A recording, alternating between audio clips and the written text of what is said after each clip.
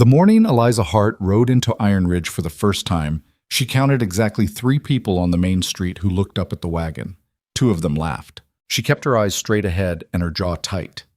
The valise on her lap was battered at the corners, held shut by a leather strap she'd stitched herself after the buckle snapped 3 weeks ago. Inside it were 4 dresses, a recipe journal with water-stained pages, and $42, all that remained after settling her father's debts and burying him in ground cold enough to crack a shovel. The wagon driver, a heavy-set man named Clyde, who smelled perpetually of pipe tobacco and old rain, hadn't spoken to her in 2 hours. He seemed to find the landscape more interesting than conversation, which suited Eliza fine. She wasn't in the mood for pleasantries or questions. Questions always led to the same place. "So you're the one going out to Mercer's ranch? Alone? A woman?" And she had answered that particular version of disbelief enough times in the past week to last her a decade. Iron Ridge was not a pretty town. She'd heard it described as up and coming by her brother Gerald, who had a gift for making terrible things sound manageable. What she saw was a main street with more mud than timber, a saloon operating at 9 in the morning with the doors wide open, and a general store whose hand-painted sign had faded to the point where you couldn't be entirely sure what they were selling. 2 dogs slept in the middle of the road. Clyde guided the horses around them without comment. "Post office is over there," Clyde offered, gesturing vaguely to his left. "Bank's down the end. Mercer comes in on Thursdays, mostly, picks up feed and supplies." "Thank you," Eliza said. "Ranch is another 4 miles east." He paused. "You been out there before?" "No." Another pause, longer this time. "Well." He clicked his tongue at the horses. "It's something." She didn't ask what he meant by that. The way he said it told her everything she needed to know. That Iron Ridge Ranch was the kind of place people described with single-word assessments that contained multitudes. Rough, remote, lonely. All of those things compressed into one carefully neutral syllable. It's something. She had accepted the position 11 days ago, sitting at the kitchen table in the small house she and Gerald shared after their father's death. The house that would be sold by the end of the month because the bank had been patient long enough. Gerald had slid a folded paper across the table like he was doing her a tremendous favor. "Cook position," he said. "Room and board included. 30 men to feed, 3 meals a day." She unfolded it. "Iron Ridge Ranch. Boone Mercer's spread. He's a widower. Good reputation, far as ranchers go." "How far is it?" "Far enough." Gerald poured himself coffee without offering her any. "But the wage is fair and you'd have your own quarters, separate from the bunkhouse." He said that last part like it was a selling point he'd prepared in advance. "And Eliza, it's not like you have a dozen options here." He wasn't wrong. She had no particular illusions about her position in the world. 30 years old, unmarried, no formal schooling past 14, a dead father, and a brother who loved her in the distracted, inconvenient way people love things they don't know what to do with. Her options were take the cook position, or become a burden in a house Gerald could barely afford to keep himself. She took it, but she hadn't anticipated the town's reaction, which she discovered in the 3 days between accepting the position and departing. Iron Ridge was small enough that news traveled before the people who carried it did. By the time she arrived to arrange transport with Clyde, she'd already been the subject of speculation at the general store, the church steps, and apparently the saloon, though she didn't ask for details on that last one. What she heard pieced together from half-conversations and the frank cruelty of small-town women who didn't bother to lower their voices. A single woman going out to a ranch full of men. Widower rancher, no wife to keep an eye on things. Can't imagine what she's really going out there for. No decent woman would take that position. Not unless she had reasons. Eliza had reasons. They were called $42 and a brother who needed her out of his house. But reasons, in her experience, rarely satisfied people who had already made up their minds. Clyde delivered her to the ranch gate at 11:30 and accepted his payment with a nod that managed to be simultaneously courteous and relieved, as though dropping her off satisfied some obligation he'd been carrying. The wagon pulled away before she'd fully turned around. Iron Ridge Ranch spread out before her in the pale October light. It was bigger than she'd expected, a main house sitting back from the road, 2-story and weathered silver gray, with a wide porch that wrapped around the front and disappeared around the corner.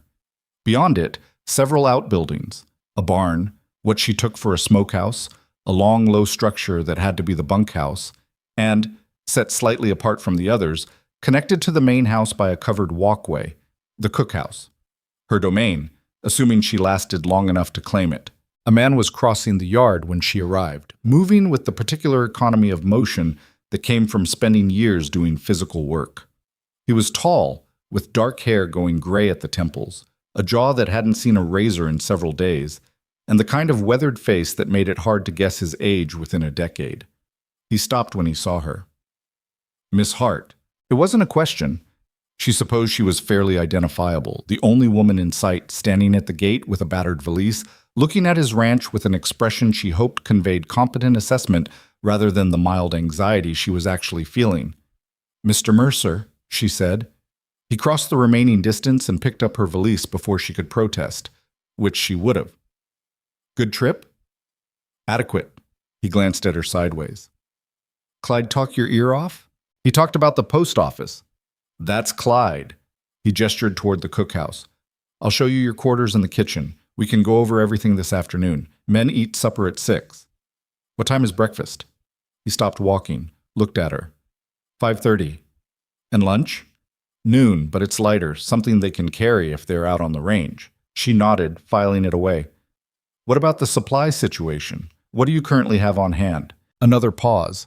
She got the sense she was not behaving the way he'd expected her to behave, though she couldn't tell from his expression whether this was a problem or simply a surprise. He had the kind of face that didn't give much away, not unfriendly, but careful, like a man who had learned that showing what you thought about things could be used against you. "Plenty," he said. "Slaughtered 2 steers last week. Root cellars stocked. We get a supply wagon from town every 2 weeks." "What did the last cook make for breakfast?" "Biscuits, usually. Bacon, coffee." "Every day?" "Every day." She looked at the cookhouse. "I'll need to take inventory before supper." He stared at her for a moment longer, then said, "All right," and continued walking. The cookhouse was larger than she'd expected and in better shape than the exterior suggested. Someone had kept it reasonably clean. Not immaculate, but functional. A long iron range along the back wall, 2 prep tables, shelving that ran floor to ceiling on the east side, a pantry that opened onto the back. The windows were small but faced south, which meant decent light in the mornings. Her quarters were through a door at the far end, a room barely large enough for the narrow bed, the trunk at its foot, and the small washstand in the corner, a hook on the wall for her coat. One window, looking out toward the back fence. Boone Mercer set her valise on the trunk and stood in the doorway. "It's not much," he said. "It's fine." She meant it. She'd shared a bedroom with 2 other women at 16 working at a boarding house in Denver. A room of her own, however small, was something she valued in the uncomplicated way people value things they have learned to do without. Questions? She had approximately 40 of them, organized by priority, but she settled for the most immediate. "The men. What's the situation with the men?" He leaned against the doorframe. "What do you mean?" "I mean, are there discipline issues? Do I need to know about anyone specific?" Something shifted in his face, not quite surprised, but close to it. "You planning on disciplining my ranch hands, Miss Hart?" "I'm planning on feeding them. But in my experience, a cook who doesn't understand the social dynamics of the people she's feeding ends up with problems she didn't anticipate." She paused. "So, is there anyone I should know about?" He was quiet for a moment, then, "Denny Rusk, newest hire, been here 6 weeks. He's got a mouth on him. I've spoken to him twice. What's he look like?" "Young, red hair, works with the fence crew." She filed that away too. "Thank you." He nodded slowly, the way people do when they're not sure what they've agreed to. "Supper at 6, he said, and left her to it. She spent 2 hours in the pantry, not because she needed 2 hours. She could have done a workable inventory in 40 minutes, but the extra time gave her something more valuable than a list of supplies. It gave her a sense of what the ranch was actually like, as opposed to what it looked like from the outside. A pantry told you things. The condition of the flour told you about the moisture levels in the air and whether anyone had been bothering to keep the seals tight. The arrangement of canned goods told you whether the last cook had any system at all or just shoved things wherever they fit. The smell of the place told you whether there'd been any pest problems recently. By the time she emerged, she had a working inventory, a menu plan for the first week, a list of 12 things she needed from the supply wagon, and a fairly comprehensive understanding of why the previous cook had been replaced. Biscuits and bacon every day, no system in the pantry, flour stored next to onions. No wonder the men were difficult. They were being fed like they didn't matter. She started supper. At 6 o'clock, 31 men filed into the long dining room attached to the cookhouse. She heard them coming. Boots on the wooden steps, the low murmur of conversation, the specific kind of noise that a large group of men makes when they've been working outside all day, and their bodies are carrying the particular tiredness of physical labor. She had made a beef stew with root vegetables and a broth so dark it was almost black, cornbread baked in cast iron, pickled cabbage from a jar she'd found in the back of the pantry and recognized immediately as something the last cook had probably never touched, and 2 pots of coffee strong enough to be classified as a structural material. She stood at the pass-through window as they came in, watching. Most of them didn't look at her. They sat down, men who had eaten in this room before, following routines that didn't include whatever variable she represented. A few glanced her way, some curious, some deliberately uninterested, 1 or 2 openly skeptical in the way of men who have decided something before examining it. She spotted the red hair immediately. He was sitting near the far end of the table, young in the way of people who haven't yet had the arrogance knocked out of them, talking to the man beside him with a smile that stopped just short of a smirk. He caught her looking and held it for a second, his expression making a small editorial comment that she chose to ignore. The stew went out, the cornbread went out, the coffee went out. For the first 5 minutes, there was the ordinary noise of men eating, spoons against bowls, the thud of bread being broken, requests to pass the coffee pot.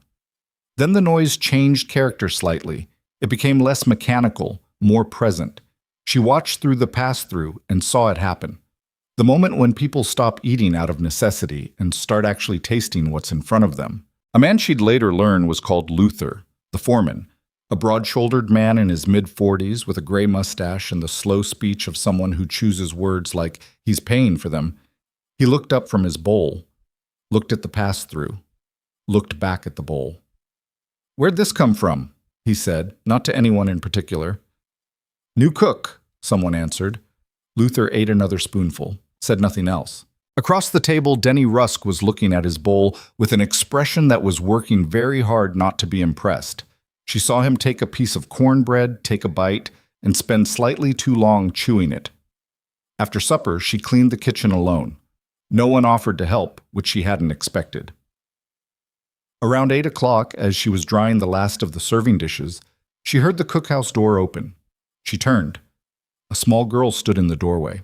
She couldn't have been more than 8, thin in the way of children who forget to eat because the world keeps being too interesting, with her father's dark hair and enormous eyes that were currently taking in every detail of the cookhouse with the methodical intensity of a small scientist conducting field work. "You made the stew," the girl said. It was not a question. "I did," Eliza said. Luther said it was the best thing he'd eaten since before Mama died. The girl said this with great seriousness, reporting a fact. "Luther doesn't say things like that." Eliza set down the dish she was drying. "What's your name?" "Clara." She took 1 step into the cookhouse, then stopped, as though she'd run to the edge of her permission and wasn't sure if it extended further. "Can I watch? I won't get in the way." Eliza considered her for a moment. The girl had the posture of someone who expected to be told no.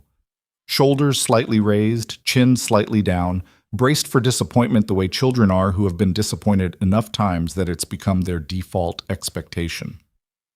"You can watch," Eliza said. "And if you want, you can help me count the eggs in the pantry. I need to know if I have enough for tomorrow's breakfast." Clara looked at her, then carefully, as though she was deciding whether to trust an unfamiliar thing. "How many do you need?" "At least 60. The girl's eyes went wide. "That's a lot of eggs." "It's a lot of men," Eliza said. And Clara Mercer, for the first time in longer than either of them knew yet, laughed. What? The first week was an education. Not in cooking. She didn't need an education in that. She had been cooking since she was 9 years old, had worked in 2 boarding houses and a hotel kitchen, and knew without false modesty that she was exceptionally good at it. The education was in the specific geography of Iron Ridge Ranch, who sat where and why, who deferred to whom, where the tensions were and how old they were, which men were steady and which ones had an element of unpredictability that required monitoring. Luther the foreman turned out to be the kind of man who made a crew work by force of quiet competence rather than volume. He didn't need to raise his voice because he never asked for anything twice. The men respected him in the specific way that people respect someone who has earned it rather than inherited it. Boone Mercer himself was harder to read. He ate breakfast and supper with his men rather than separately, which told her something. Some ranchers held themselves apart from their crews, and those ranches tended to run differently from the ones where the boss sat at the same table. He spoke little but listened carefully, and he had a habit of arriving at the cookhouse slightly early, not to hurry her along but seemingly just to be there, in the same space, while the last preparations were happening. She didn't say anything about this. Neither did he. On the 4th morning, he arrived at 4:40 to find her already halfway through biscuit prep, and he stopped in the doorway with his coffee cup and said, "You always up this early?" "I'm always up at 4, she said, without turning from the counter. "It takes time to do this right." "What time did Blake start?" Blake was the previous cook. "I don't know when Mr. Blake started. I know the biscuits he left in the recipe book were the kind you make when you want to get them done fast, not when you want them to be good." She heard something that might have been a suppressed sound of amusement. "He'd have disagreed with you on that." "I'm sure." She pressed her palms into the dough, checking the texture. "He's not here, though." A pause. Then, "No, he's not. He stayed for 20 minutes, drinking his coffee in the doorway without intruding on her space, and then went to start his day." The first real trouble came on Thursday of the 2nd week. She'd been feeding 30 men twice a day for 11 days by then, and the rhythm of it had settled into her bones the way all hard regular work eventually does. Not easy, but known. She understood now what she was doing and how long it took and what the margin for error was. And there was something satisfying in that understanding even when the work itself was exhausting. Clara came to the cookhouse every evening now. Usually she sat on the stool near the south window and did whatever task she'd been given. Peeling potatoes, sorting dried beans, once spending 45 minutes arranging spice jars in alphabetical order, which hadn't been Eliza's suggestion, but which Clara had decided was necessary and completed with fierce concentration. She talked while she worked, in the way of children who have been quiet for too long, and Eliza listened and answered and sometimes asked questions that sent the girl off on long, detailed stories about the ranch and its history and the people who worked there. Through Clara, she learned things about Boone Mercer that she wouldn't have otherwise known. That he had come to Wyoming from Missouri when he was 23, with 3 horses and enough money to make a down payment on land everyone else thought was too difficult. That Clara's mother, whose name had been Rosellen, had died of fever when Clara was 5. That Boone had sold one of his best breeding horses to keep the ranch going through a bad winter 2 years ago and hadn't spoken about it to anyone. "How do you know that last part?" Eliza asked once. "Luther told me." Clara looked up from the beans. "Luther tells me things because he thinks I'm too young to remember them, but I remember everything." "I believe you," Eliza said. The trouble on Thursday started at lunch. She'd sent out the midday meal, stew again, because they were still working through the first steer, supplemented with bread and dried fruit she'd reconstituted with warm water and a little sugar. And she was cleaning the prep table when she heard it. Not words at first, just a tone, the specific frequency of one person enjoying the sound of their own cruelty. Then, "Bet she's more useful on her back than at a stove. That's usually how women like her end up at a place like this." Silence, then a low, uncomfortable laugh from someone who didn't find it funny, but wasn't willing to say so. She set down the cloth in her hand. Through the pass-through window, she could see the far end of the table. Denny Rusk was leaning back in his chair, talking to the man beside him with the studied casualness of someone performing for an audience. He'd been careful around her until now. Careful in the deliberate way, the way that meant he was waiting rather than reconsidering. Luther was at the other end of the table and hadn't heard. She went back to cleaning. There were 30 men, and one of them was a problem. That ratio was not unusual. She had encountered this calculation before, and she knew, practically, that reacting to every instance of it was a trap. It shifted your energy toward managing other people's ugliness instead of doing your work. But she filed it. She filed it the way she filed everything, in the careful, systematic way of a person who has learned that things you ignore tend to not go away. They just wait. Chomp. That evening, Clara came to the cookhouse and found Eliza in the pantry, reorganizing the canned goods by type and date. "You okay?" Clara said. Eliza glanced at her. "Fine. Hand me that jar, the one behind the peaches." Clara handed it over. "You look like you're thinking hard about something." "I'm thinking about inventory." "You look like that when you're thinking about inventory too," Clara said. "But it's a different face." Eliza stopped reorganizing, looked at the girl. "You pay a lot of attention to faces." "Daddy says it's because I don't have anyone to play with." Clara sat down on the step between the pantry and the kitchen, hugging her knees. "He says I should make friends in town. But the girls in town don't want to play with me because I can outrun all the boys, and they think that's strange." "It's not strange. I know." Clara rested her chin on her knees. "Are you going to leave?" The question was asked with a flatness that was more painful than if she'd cried. It was the flatness of a child who has asked this question before and knows the answer is usually yes. "Not planning on it," Eliza said. "Blake left after 3 weeks. Blake made bad biscuits." She went back to the shelving. "I make good ones. That's generally enough reason to stay somewhere." Claire was quiet for a moment. Then, carefully, "I like it when you're here." Eliza set a jar of tomatoes in its place and looked at the girl who was examining her own knees with great concentration, embarrassed by what she'd said. She had the defensive posture of someone bracing for the admission to be treated as unimportant. "I like being here," Eliza said, and meant it, which surprised her slightly. Clara looked up.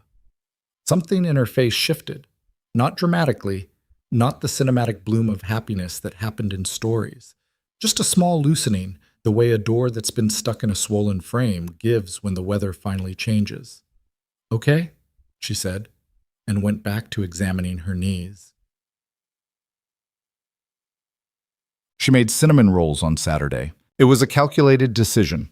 She had been studying the men for 2 weeks, cataloging what they ate and how, and she knew what she was working with. 30 men whose baseline expectation was adequate fuel, who had been surprised by the quality of what she'd been producing, but hadn't yet connected that quality to her specifically. They thought maybe it was a good week of supplies. They thought maybe the last cook had been unusually bad. They hadn't yet made the full connection between this woman and this food. The cinnamon rolls were designed to make that connection unavoidable. She started them at 3 in the morning. The dough needed to rise twice, and the timing had to be exact to have them out of the oven by 5:15. The smell filled the cookhouse by 4:30 and had reached the bunkhouse by 5, because she'd left the cookhouse window cracked an inch on the south side. When the men came in at 5:30, the rolls were on the table. She watched from the kitchen doorway. The first man to reach the table was a quiet hand called Wade, who had never, in 2 weeks, said anything to her directly or indirectly except "thank you," in a tone so neutral it could have been directed at anyone.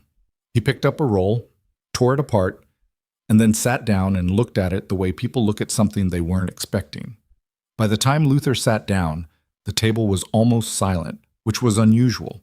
Men eating with concentration rather than conversation. Luther ate half a roll and then said, loudly enough for the table, "This is the best thing I've eaten since Rosellen Mercer's apple pie at the 81 Harvest Supper." He didn't look at Eliza when he said it. He said it to the air, to the table, to no one. But everyone heard. Across the table, Denny Rusk was eating his roll with careful nonchalance. She watched him finish it and set the plate down and then, when he thought no one was watching, reach for another one. She turned back to the kitchen. Bet. Boone found her that evening after supper scrubbing the range top.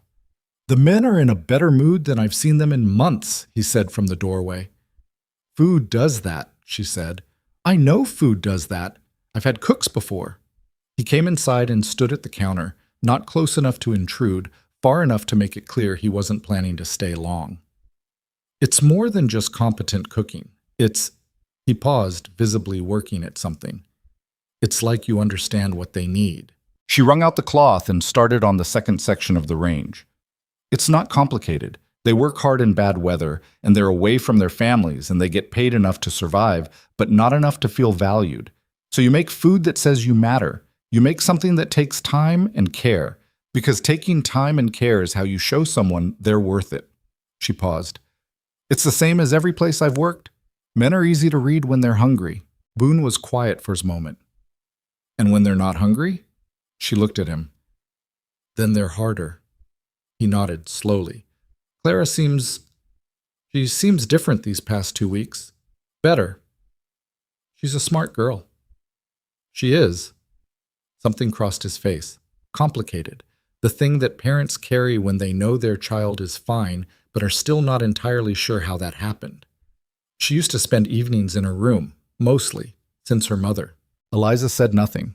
This felt like information offered voluntarily, without expectation of a particular response, and she'd learned to meet that kind of offering with silence rather than the reflexive sympathy that often felt like it was more for the person offering the sympathy than the one receiving it. She laughed at dinner, Boone said. 2 nights ago, proper laughing. He paused. I don't know the last time before that. She folded the cloth and set it down. She's 8, she said. She needs to laugh. Make sure she has things to laugh at. He looked at her for a long moment. Then, you're not what I expected. What did you expect? He seemed to think about this seriously rather than deflecting. I don't know, someone quieter, someone who kept more to the background. I keep to the kitchen, she said. That's not the same thing as the background. He left soon after. She finished cleaning and then sat at the small table in the corner of the kitchen with a cup of tea and her recipe journal, adding 3 new entries from what she'd made that week and marking the things she'd do differently. Her handwriting was small and cramped from years of practice on limited paper, and the journal was almost full now. She'd need a new one. Outside, the night was cold and coming in under the cookhouse door in thin fingers of air. She could hear the distant sound of the bunkhouse, someone playing a harmonica, badly, an owl somewhere in the dark. She realized with some surprise, not miserable. She had expected to be. She had agreed to this position because she had no choice, not because she expected it to be anything but hard and lonely and probably short-lived. But the kitchen was hers, at least for now, and the work was something she was genuinely good at. And Clara came every evening, and the men ate what she made, and the eating changed them for an hour into people who weren't performing anything. That was enough. She wrote 3 more entries in the journal, drank her tea down to the last cold inch, and went to bed. It was, she thought, staring at the ceiling of her small room, a life she could live. Not a life anyone would call easy or comfortable or particularly dignified, at least not by the standards of the women in town who had laughed at her before she arrived. But it was hers, every square foot of it, and she had made it herself. That mattered. What she didn't know yet, what she couldn't have known, lying there in her narrow bed with the Wyoming night pressing against the window, was that the hardest part was still coming. October turned to November the way Wyoming seasons always did. Not gradually, but all at once, like someone had reached up and switched the light. One morning, Eliza woke to frost on the inside of her window glass, the kind that formed overnight without warning and turned the world outside into a white-edged version of itself.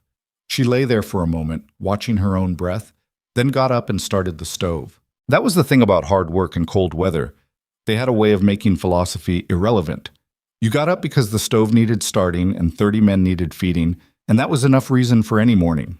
3 weeks into her position at Iron Ridge, the rhythm of the ranch had settled into something she could navigate without thinking too hard. She knew which men took their coffee black and which ones would add sugar if it was within reach but wouldn't ask for it. She knew that Luther always ate his second helping standing up, leaning against the wall near the door, because 30 years of foreman habits had trained him to keep one eye on the yard even during meals. She knew that the young hand called Wade, who never spoke to anyone directly, would sometimes linger at the pass-through window after the others left, not quite asking for more but not quite leaving either, and that if she set a plate aside without drawing attention to it, it would be taken. She knew these things the way she knew her kitchen, through attention, not affection. Though the line between those two things had a way of blurring when you spent enough time in close quarters with the same people, Clara still came every evening. That had become its own kind of fixture, as reliable as the frost and the 6 o'clock supper bell. The girl arrived usually around 7, after whatever hour she'd been given for her own supper and whatever lesson her father had set her for the day. She came through the back door without knocking, which had shifted from presumption into something that felt more like belonging, and she found a task or invented one, and she talked while she worked. Eliza had grown accustomed to it, more than accustomed. She found on the evenings when Clara arrived later than usual that she listened for the sound of the back door with something that was not quite worry but sat in the same neighborhood. One night in early November, Clara arrived with flour on her dress and a look of concentrated indignation on her face. "Mrs. Pullman said I was unladylike," she announced, climbing onto her stool. Eliza was rolling out pie dough for the next morning and didn't look up. "Who's Mrs. Pullman?" "She teaches the girls' class at the church hall on Tuesdays. Daddy makes me go." Clara picked up a spare piece of dough and began pressing her fingers into it. "She said I shouldn't be running with the boys on the road and that I need to learn to comport myself." "Comport yourself," Eliza repeated. "That's what she said. Comport." Clara made the word sound like something she'd found on the bottom of her boot. "I don't know what it means, but it seemed like it meant be boring and small and quiet." "More or less," Eliza said. "Is that what ladies are supposed to do?" Eliza thought about this seriously because Clara asked questions seriously and deserved the same in return. "Some women find value in that kind of restraint," she said finally. "And some women would rather do something useful and get flour on their dress. The trick is figuring out which kind you are without letting someone else decide for you." Clara looked down at the flour on her dress, then back up at Eliza. "Which kind are you?" "The second kind." She pressed the rolling pin down. "Obviously." Clara smiled. "The real one, the one that took up most of her face." "I thought so," she said, and went back to destroying the spare dough. It was around this time that things in town began to shift in the direction Eliza had been expecting and had hoped, with the particular optimism of someone who knows better, might not materialize. She went into Iron Ridge on the first Thursday of November, riding in the supply wagon with Luther, who was picking up fence wire and had room for a passenger. She needed spices and a new notebook. Her recipe journal was full now, the last page written on both sides in margins she'd had to create by ignoring the binding. Luther was not a talker, which she appreciated. They made the 4 miles in comfortable quiet, him occasionally noting something about the state of the road or the sky, her watching the flat country go past and thinking about pie crust ratios. Iron Ridge on a Thursday was moderately busy. The general store had 2 horses tied out front and a third one at the post office next door.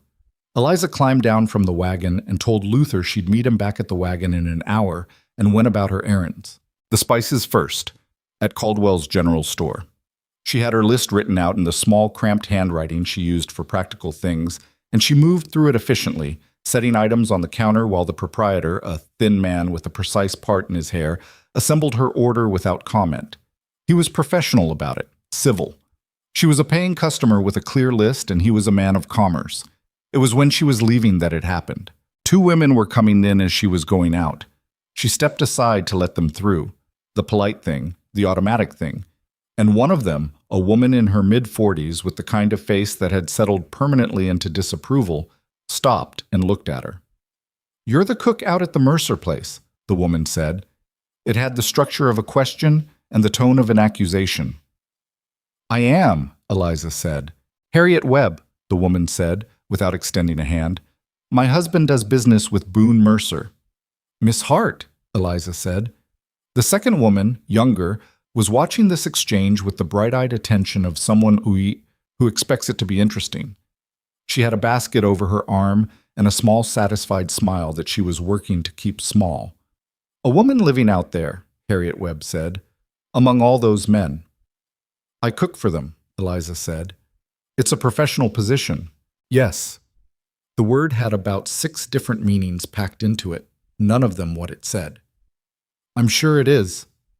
Harriet Webb looked at her for another moment, the kind of look that was simultaneously an assessment and a verdict, and then moved past her into the store. The second woman followed. As she passed, she said just quietly enough to have been meant for Eliza alone, "People talk, you know, just something to be aware of." Eliza stood outside the store for a moment after they went in. Then she picked up her package and went to find the notebook she needed. She didn't mention it to Luther on the ride back. She didn't mention it to anyone. But she turned it over in her mind during the 4 miles home, not with the kind of distress that would have satisfied the women who'd said it, but with the particular calculation of someone trying to assess the scope of a problem before it grew. She'd known this would come. She had not been naive about it. A single woman, unattached and unsponsored, living at a remote ranch with a widowed man and his crew, she had understood before she packed her valise that the town would construct a story. Towns always did. It was one of the things they were for. What she'd hoped was that the story might take longer to build up momentum, that her work might precede her reputation and create a different kind of narrative first. She'd had 3 weeks. Apparently 3 weeks had not been enough. Back at Iron Ridge, she started supper and thought about contingencies. The trouble was that there weren't many. She could go back to town and make herself visible, attend church, the social gatherings, the Tuesday class at the church hall. But that required a kind of sustained performance she wasn't sure she had the energy for on top of feeding 30 men 3 meals a day. She could ignore the gossip entirely and let it run its course, which was the strategy she preferred but which relied on the gossip having a limited shelf life. And in small towns, gossip about women rarely did.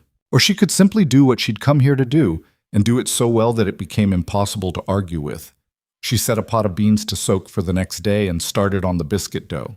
That was the option she chose. It was the only one she'd ever really had.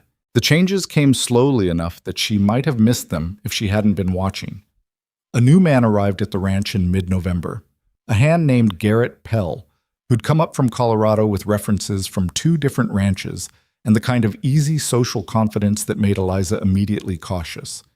He was handsome in a calculated way, aware of his own face and what it did in rooms, and he settled into the bunkhouse within a week as though he'd always been there. He was polite to her, very polite, the kind of polite that was actually surveillance, asking how she was finding ranch life, expressing admiration for the meals in terms that were just slightly too specific, managing to be in the kitchen doorway at odd moments that weren't quite explained by any task he might have had there. Denny Rusk, who had been careful since the first week, seemed energized by Pell's arrival, the way that a coal catches from another coal. They sat together at meals and talked with their heads close in a way that produced laughter, and then went quiet when Luther passed. She noticed. She always noticed. But she had work to do and noticed things in the way of a person who is keeping inventory, not acting on everything, just knowing where things are. It was Boone who came to her about it in the 3rd week of November. He arrived at the cookhouse after the evening meal, when Clara had already gone back to the house, and Eliza was halfway through cleaning. He came in and sat down at the corner table without being invited, which he'd started doing, and she'd stopped remarking on it. "Pell giving you any trouble?" he said. She wrung out the cleaning cloth. "Not specifically. I've had 2 men come to me. Not about anything direct, just..." He seemed to weigh his words. "Just noting that he has a habit of hanging around the cookhouse when there's no reason to be there." "I've noticed. And you didn't say anything." She turned to look at him. "I don't bring you problems I can manage myself." He held her gaze for a moment. He had eyes that were hard to read, dark, careful, the kind that gave information away in small amounts rather than all at once. "And if you can't manage it yourself?" "Then I'll tell you." She went back to cleaning. "Has he said something to the men? About me?" "A beat." "There's talk." She'd expected this, but hearing it stated plainly still landed with a small unpleasant weight. "What kind of talk?" "The kind that questions why a woman is living out here." He paused. "The kind that makes certain assumptions." "From Pell?" "Partly.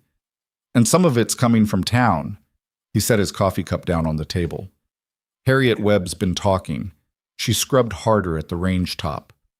I met her in town. She seemed like a woman who enjoys talking. Her husband supplies our grain. I've dealt with her husband for 8 years."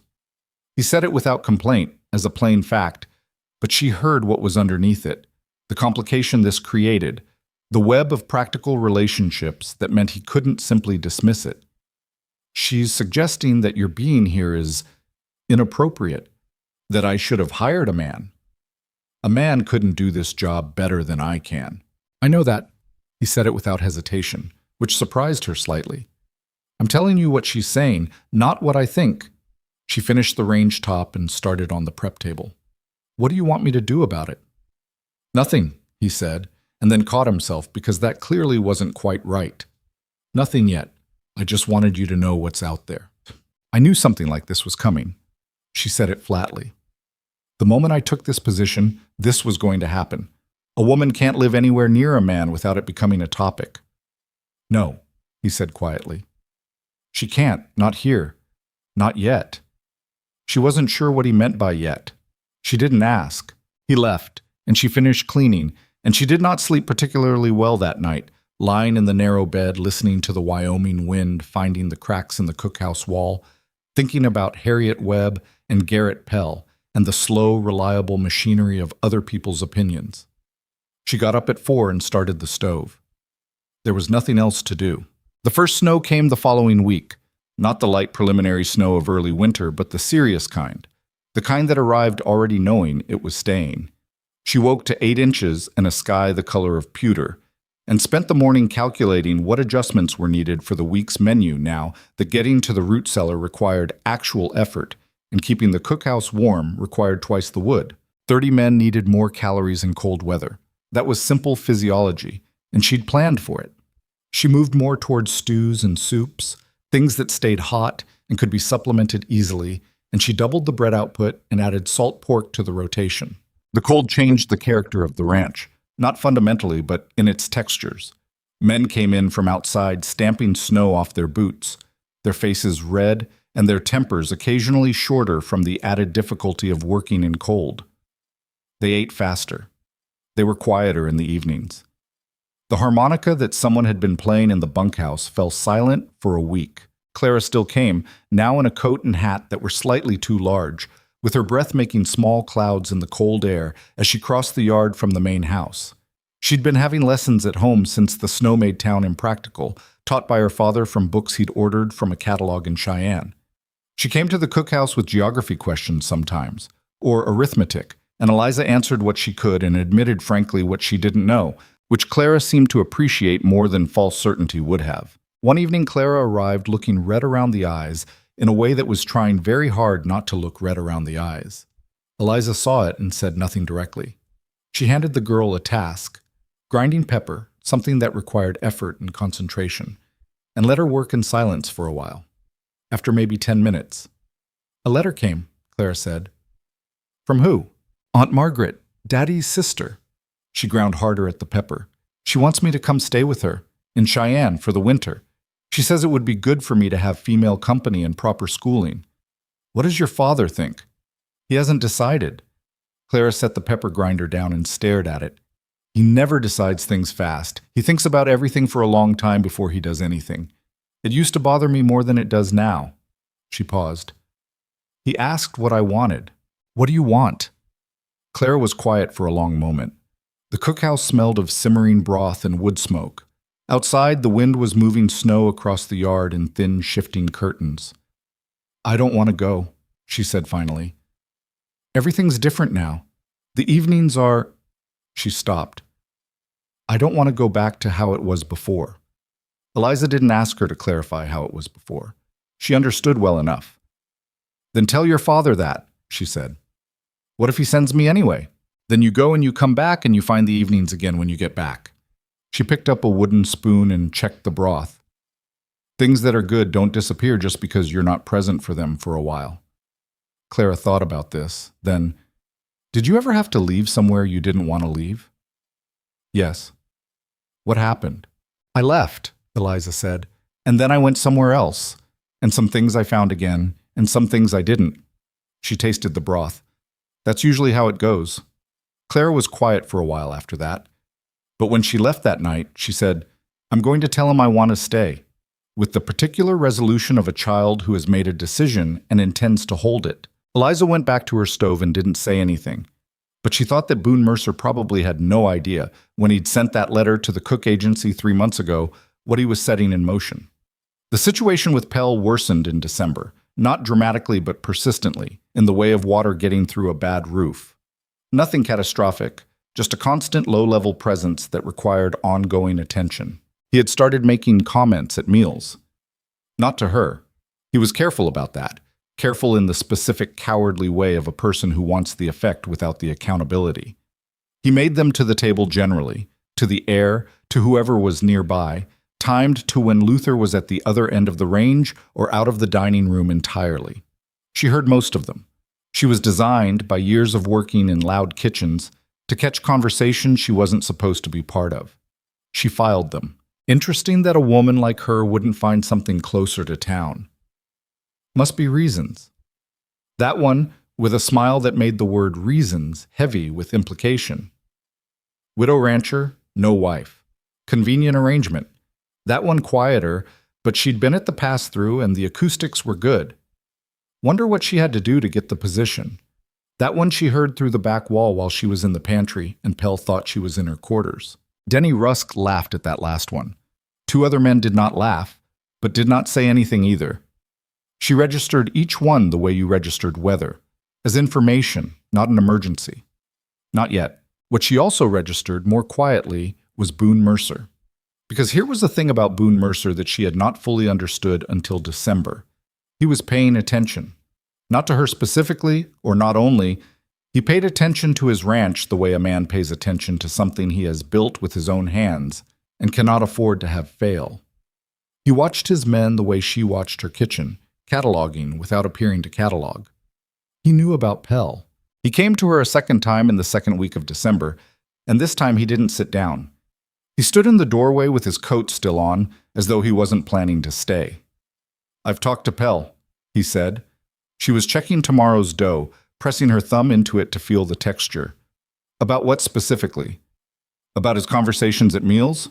She looked up. "You heard them." "I hear most things on my ranch."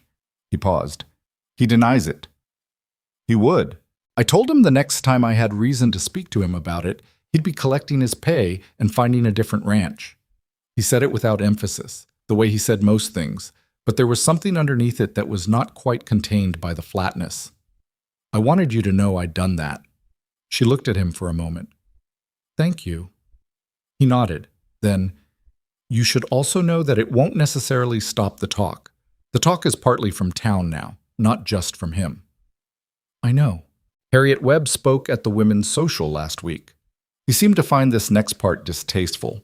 "She suggested that the decent women of Iron Ridge should consider whether to include you in community events, given the situation." Eliza set down the dough. "The situation being that I work for you. The situation being that you're unmarried and living at my ranch." He met her eyes directly. "And that I've been seen at the cookhouse in the evenings." That landed differently than she'd expected. Not because she hadn't understood how it looked. She'd understood from the beginning, but because hearing him say it plainly without flinching from the implication made it real in a different way. "What do you want to do about it?" she said. "I don't know yet." He looked at her for a long moment. "I want you to know that I don't regret that you're here. What you've done for this ranch, for Clara. I don't regret any of it. But," she said, "but I'm aware of what it's costing you." He said it quietly. "In terms of your reputation in this town." She thought about Harriet Webb's face outside the general store, the younger woman saying people talk like it was a gift. "It's not your responsibility to manage my reputation," she said. "Maybe not, but He stopped, started again. "I'm not indifferent to it." She picked up her dough and went back to work, because the work was what she had, and the work was what made sense when nothing else did. After a moment, she heard him leave. She stood at the prep table and worked the dough and let herself feel, for exactly 60 seconds, the full weight of it, the gossip and the calculations and the small daily accumulation of other people's judgments.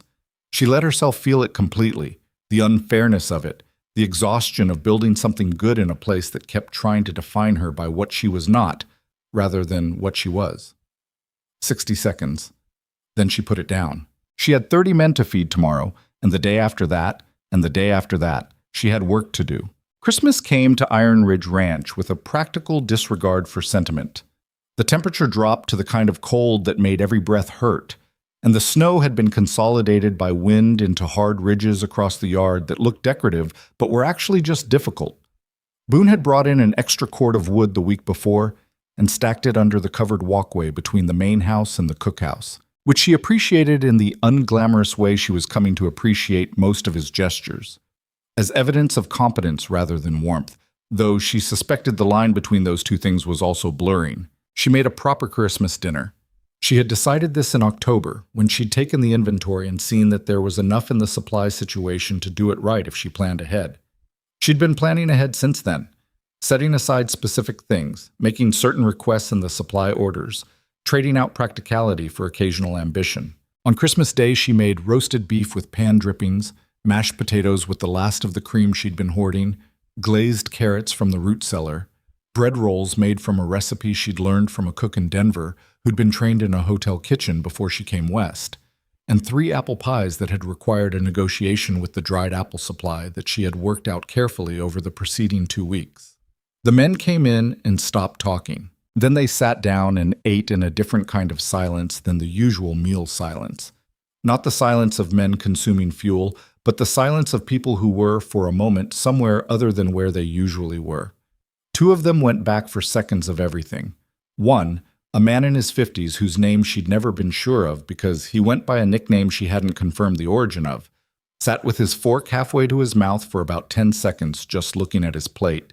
And she thought he might be doing something she wasn't going to remark on, Luther said, at the end of the meal, in his particular way of addressing the air rather than any specific person. My mother made pork roast at Christmas. Haven't thought about it in 20 years. Then he pushed his chair back and went to stand at the wall. Clara sat beside her at the table near the kitchen door. Boone had suggested she join the men for this meal, rather than eating separately, which was unusual and which had clearly surprised Clara in a way she was managing carefully.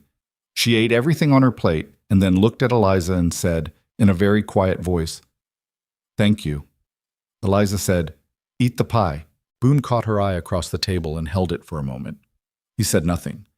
But she understood, in the specific vocabulary of people who have been paying close attention to each other, that he was saying something. She looked away first. Later that evening, after the cleaning was done and Clara had gone to bed, and the ranch was as quiet as it ever got, Eliza sat in the corner of the kitchen with a cup of tea and her new recipe journal. She'd ordered it in the November supply wagon, and wrote in it until the tea was cold. She wrote down everything she'd made that day, and everything she'd do differently if she did it again. She wrote about the dried apple situation and the solution she'd found. She wrote in smaller handwriting at the bottom of the page, as though she was trying to give it less space than it deserved. Today was a good day. I cooked what I wanted to cook, and it fed people who needed feeding. That is enough. She looked at that for a moment. Then she closed the journal and set it down. Outside, the snow was still, and the dark was complete, and the cold was pressing against every wall, and inside the cookhouse the stove was warm and the kitchen smelled like apple and cinnamon and wood smoke, and Eliza Hart sat in her chair in the corner and was not miserable, and could not quite account for it, and eventually stopped trying. The last thing she heard before she went to bed that night was Clara's window, in the main house across the yard, going dark. January came in mean and stayed that way. The cold that had settled over Iron Ridge in December had not lifted so much as consolidated. It had made itself permanent, moving from weather into landscape, so that the snow on the ground stopped feeling temporary and started feeling structural, like something that had always been there and would continue to be. The men worked shorter daylight hours and came in harder at the end of them, their faces raw, their hands needing twice as long over the stove to warm up enough to use properly. Eliza started adding lard to the biscuit recipe, more than she usually would, because she'd learned enough about winter ranch work to know that men working in sustained cold needed fat the way a lamp needed oil. She didn't explain this to anyone. She just changed the recipe and watched the results. The results were that Wade, the quiet hand who never asked for seconds but always finished everything on his plate, started arriving at the table 30 seconds earlier than he used to. Small evidence, but she cataloged it. This was the thing about feeding people over a long period.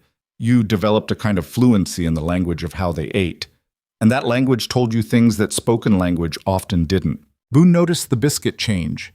He mentioned it one morning in the 3rd week of January, standing in the cookhouse doorway in the way he'd made a habit of, coffee cup in hand. "Something different in the biscuits," he said. "More lard."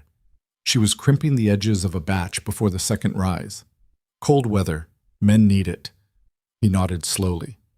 "Blake used to just make them the same way year-round." "I know," she said. "I found his recipe."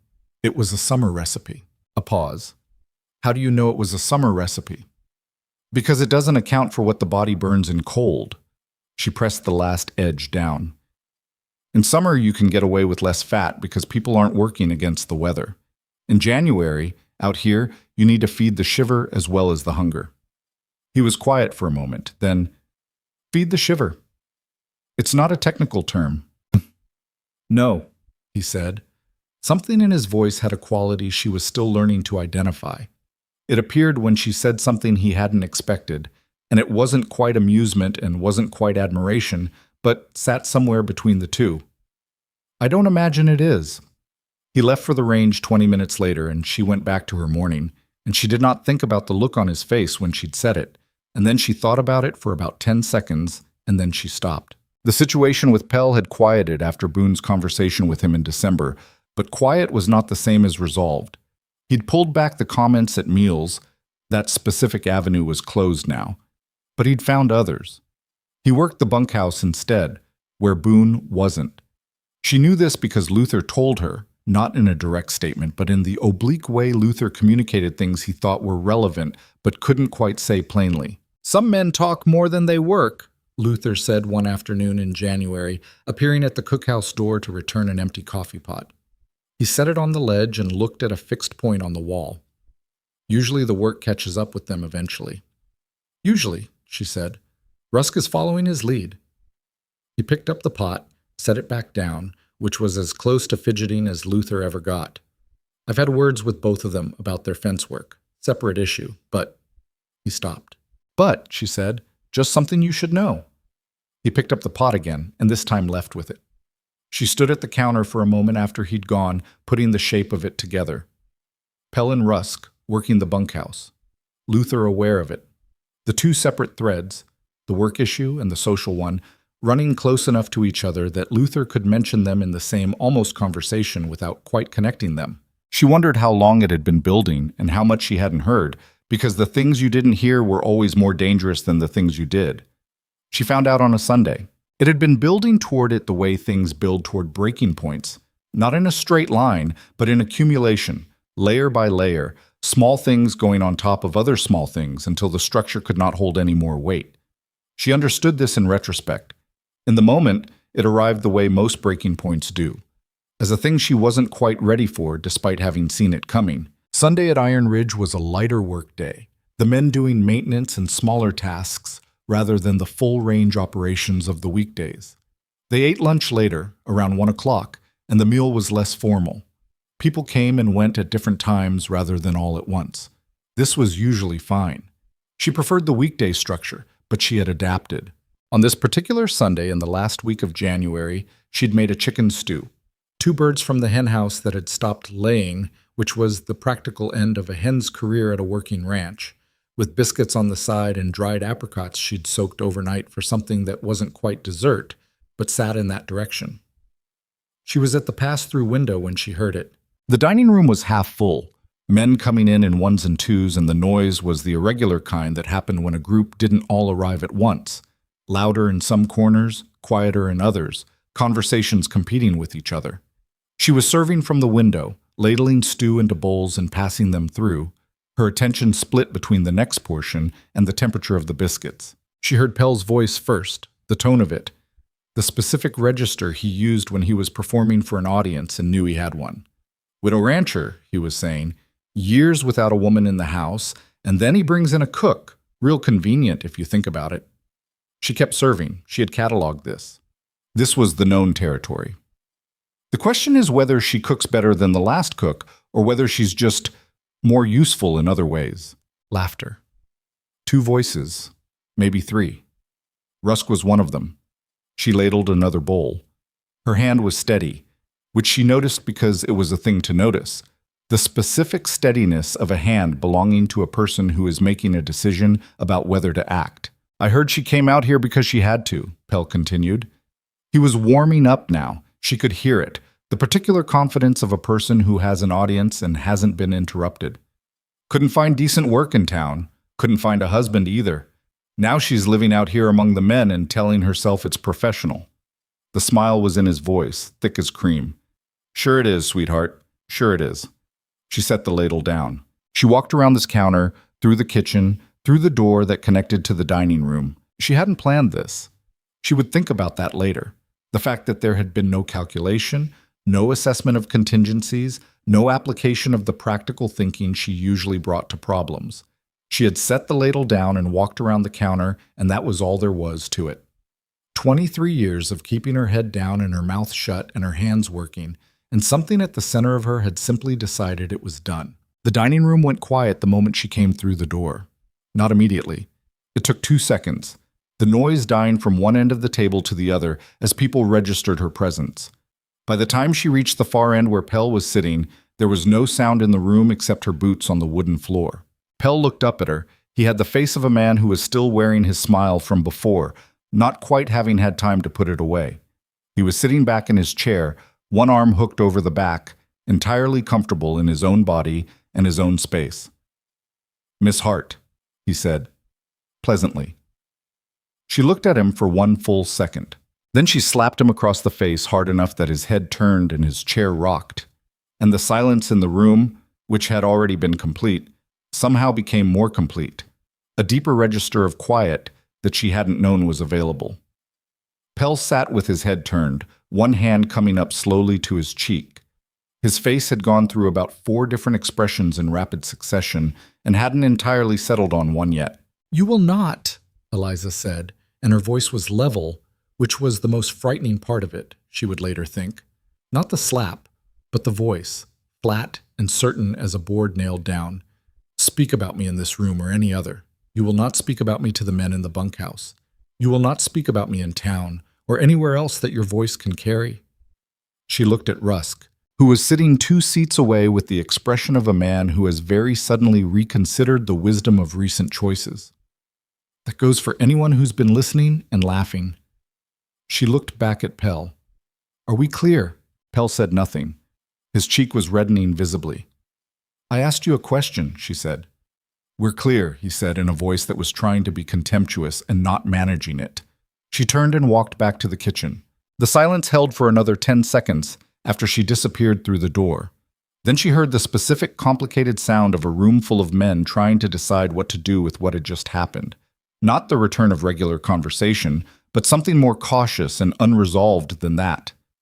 She went back to the stove and stood at it and discovered that her hands were shaking. Not much, but enough. She pressed them flat against the warm iron of the range top and held them there and breathed and did not let herself fall apart, because there was food that needed serving and she could not afford to fall apart in the middle of a Sunday lunch service. She could fall apart later, privately, in her quarters with the door shut, and she gave herself permission to do that then, as a future accommodation, but not now. Not now. She finished the service. She ladled stew and passed biscuits and refilled the coffee urn and moved through the remaining 20 minutes of the lunch hour with the specific mechanical competence of a person who has decided that competence is the only available response to any situation. The men came and went. Some of them didn't look at her when they took their bowls. Some of them looked at her differently than they had before, and she couldn't always read which direction that difference ran. Wade came through last. He took his bowl and his biscuit and then paused at the window. "Good stew," he said. She looked at him. It was the most direct thing he'd ever said to her. "Thank you," she said. He nodded once and went to eat. It was not much, but it was something. She cleaned the kitchen after and waited. Boone found her at dusk. She was scrubbing the large stock pot, which didn't need scrubbing in the way she was doing it. It needed regular cleaning, but she was subjecting it to the kind of cleaning that was really about having something to do with her hands. She'd been doing that all afternoon. She'd reorganized the spice shelf twice. She'd refolded the clean kitchen linens, which had been fine to begin with. She heard the cookhouse door and knew it was him before he came into the kitchen. She had learned sometime in the preceding 3 months the sound of his footsteps on the cookhouse floor, different from the ranch hands, who wore heavier boots and walked with the specific hard-heeled gait of men who worked on uneven ground all day. Boone's walk was quieter, more deliberate. She kept scrubbing the pot. He came to stand at the counter, not at the doorway this time, close enough that she could see him in her peripheral vision. "3 men came to tell me," he said. "Separately?" "One right after the other. Luther was 4th. A pause. "Pell didn't come." I imagine not. Eliza. He said her name and then stopped, as if the name itself was the beginning and end of something he wasn't sure how to finish. She set the pot down and turned to face him. He was looking at her with an expression she hadn't seen on him before. Not the careful, controlled flatness she'd grown used to, but something raw underneath it, something that had gotten past the managed exterior. He looked, she thought, like a man who was angry in a way he didn't entirely have permission for. Because the thing he was angry about wasn't quite his to be angry about, and he was working out what to do with that. I'm going to let Pell go, he said. That's your decision, she said. He'll be off the ranch by tomorrow morning. She nodded. I should have done it sooner. He said it plainly, without the particular defensiveness that would have told her he was saying it to make himself feel better. He said it like a fact he was acknowledging because it was accurate, not because it helped. I thought the conversation in December had handled it. I was wrong. He's careful, she said. He knew where the lines were. Still, he looked at her directly. I'm sorry. She held his gaze. The apology was real. She'd been given enough false ones to know the difference. The way false apologies always had a slight lean toward the apologizer, always contained some element of, this is hard for me. His had none of that. It was just direct, uncomfortable, and true. Thank you, she said. He nodded. Then after a moment, by tomorrow it'll be across the valley. Whatever Pell and Rusk have been saying in the bunkhouse, this will confirm it in people's minds, the women in town. He paused. Harriet Webb. She had already thought about this. Had thought about it every half hour since she'd walked back through the kitchen door. The slap had been necessary. She believed that, would continue to believe it. But necessary things had costs, and she'd been calculating those costs all afternoon. I know, she said. There's an option, he said. Slowly, carefully, in the manner of someone who has thought about something for several hours and is still not entirely sure of the ground they're standing on. It would stop the talk, or most of it. He paused again. Marry me. The kitchen was very quiet. She looked at him. He was looking back at her with the same directness he always had, but underneath it something uncertain, something that was aware it had just stepped into territory it couldn't fully map. You're asking me to marry you, she said. I am. He seemed to understand that this required more than the bare statement. Not as a transaction. I want to be clear about that. I'm not offering a trade. I'm asking because I think you're... He stopped, started again. You've changed things here. What you've done for Clara, what you've done for the ranch. And I'm not indifferent to you, Eliza. I want you to know that. She thought about what he'd just said for a long moment. Thought about the valley gossip that would spread from this afternoon. Thought about Harriet Webb and the women's social. Thought about the way the town had been building a story about her since before she arrived, and how that story only seemed to have one track it was willing to run on. She thought about Boone Mercer himself. The deliberate walk, the careful face, the way he said her name when he didn't have anything to follow it with. The fact that he had sat in her kitchen almost every evening for 3 months and never once made her feel like she was being assessed. The fact that he had said, I'm not indifferent to you with the same plain directness he used to talk about fence wire and supply orders. And somehow that made it more real than a more elaborate declaration would have. She thought about all of this, and then she said, no. Something in his face shifted. Not collapse, not the dramatic defeat of a man who expected a different answer, but a small, careful rearrangement, the way a person looks when they've braced for something and felt it land. No, she said again, steadier. I'm not here to marry. I'm here to cook. She held his gaze. I appreciate what you're offering, and I understand why you're offering it, but I'm not going to take a husband so the town will stop talking about me. That's not a life. That's a solution to someone else's problem. He was quiet for a moment. And if the talk gets worse, then it gets worse, she said. I've survived talk before. Not here. Not this specific talk. Maybe not. She turned back to the pot because she needed something to do with her hands, and because looking at him was getting complicated in ways she didn't entirely want to examine right now. But the answer is still no. She paused. I won't hide behind a name, Boone. Not even a good one. The silence stretched out. Then he said quietly, all right. She scrubbed at the pot, He didn't leave immediately, which she noticed. He stood at the counter for another minute or more, and she could feel him working through something. Not the rejection specifically, but the larger territory of the situation. The way he always worked through things, slowly and thoroughly, not rushing toward conclusions. Then, "I won't mention it again unless you want to." "Thank you. But I'm not—" He stopped. "I'm not taking anything back. What I said. I mean it." She didn't answer that. She didn't think an answer was required or even appropriate. She just kept cleaning. He left. She listened to his footsteps across the cookhouse and the sound of the door. Then she set the pot down and stood at the counter and pressed her hands flat on the surface and let herself feel, for the second time that day, the full complicated weight of everything. The slap, the silence in the dining room, the look on Pell's face, the look on Boone's face, the no she'd said and meant and would continue to mean. The part of her that had noticed he'd said he wasn't indifferent and had stored that somewhere and would need to deal with it later. She dealt with it later being right now. Briefly and practically, she was not indifferent to him either. That was a fact. She could hold that fact and the no simultaneously because they were not contradictory. She was not going to marry a man out of strategy, and she was not going to pretend that the man wasn't real to her. And both of those things were simply true at the same time.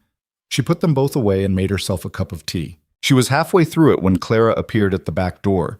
She was still in her coat and hat, which meant she'd come straight from outside rather than from the house, which meant she'd probably been watching the yard and had seen her father leave the cookhouse. She stood in the doorway with the look she got when she was working something out, the one where her face did most of the work. "Daddy looks like his face is wrong," Clara said. "Come in," Eliza said. "Shut the door. You're letting the cold in." Clara came in and sat on her stool. She looked at Eliza with the methodical assessment of a child who had decided to conduct an investigation. "Did something happen?" "Several things happened today," Eliza said. "I heard about the dining room," Clara said. Eliza looked at her. "Who told you?" "Nobody told me directly, but I heard Luther talking to Thomas in the yard, and I know what 'she held her own' means when Luther says it." She paused. "Did you hit someone?" "Yes." Clara considered this. "Who?" "Pell." Another pause. "He says mean things," Clara said. Not a question. "He did," Eliza said. "He's leaving tomorrow." Clara absorbed this. "And Daddy? What about your father? He was in here a long time." Clara was looking at her with the specific, unblinking attention she brought to things she had decided were important. "He doesn't usually stay that long." "We talked," Eliza said. "About what?"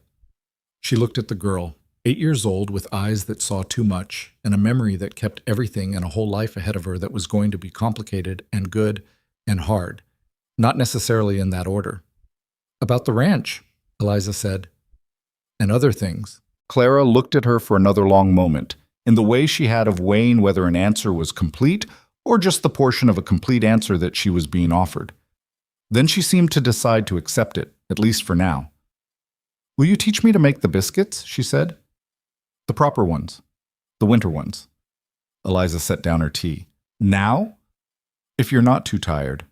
She thought about it. She was tired. Genuinely tired, in the particular way of a day that had asked too much from too many directions. But the kitchen was warm and the stove was going, and there was enough lard and flour on hand, and Clara was on her stool with her coat still on and her hat crooked. "Wash your hands," Eliza said. Clara's face did what it did. The real smile, the one that was too big for the situation and didn't care. She climbed off the stool and went to the basin. Eliza got down the flour. By 9 o'clock they had made 2 batches of biscuits, eaten 3 between them, and Clara had flour in her hair that she didn't know about, and Eliza had decided not to tell her. The night was cold and full outside the windows, and the cookhouse was warm with the specific warmth of an active stove and 2 people doing something useful together. When Clara left, Boone had appeared at the back door and said, without commentary on anything, that it was time for bed. She paused in the doorway and looked back at Eliza. "You're staying," she said. Not a question this time. "I'm staying," Eliza said. Clara nodded once, in the satisfied way of someone confirming something they had already decided was true, and went with her father across the yard. Eliza watched them from the window for a moment, the two figures crossing the dark yard, Clara's voice carrying something she was telling him, his head bent slightly to hear it. Then they were inside and the light in the main house went on and the yard was dark again. She turned back to the kitchen. The gossip hit Iron Ridge the way she'd known it would, fast and wide, the way stories travel in small places when they have enough color to stay interesting. By the following Thursday, when Luther took the supply wagon into town, it had already traveled further than she'd expected. Two people mentioned it to Luther unprompted. One of them the proprietor of the grain store, who said nothing editorializing, but whose tone had an editorial quality that Luther, being Luther, described to her afterward with characteristic economy. "People are talking," he said, returning the wagon to the barn.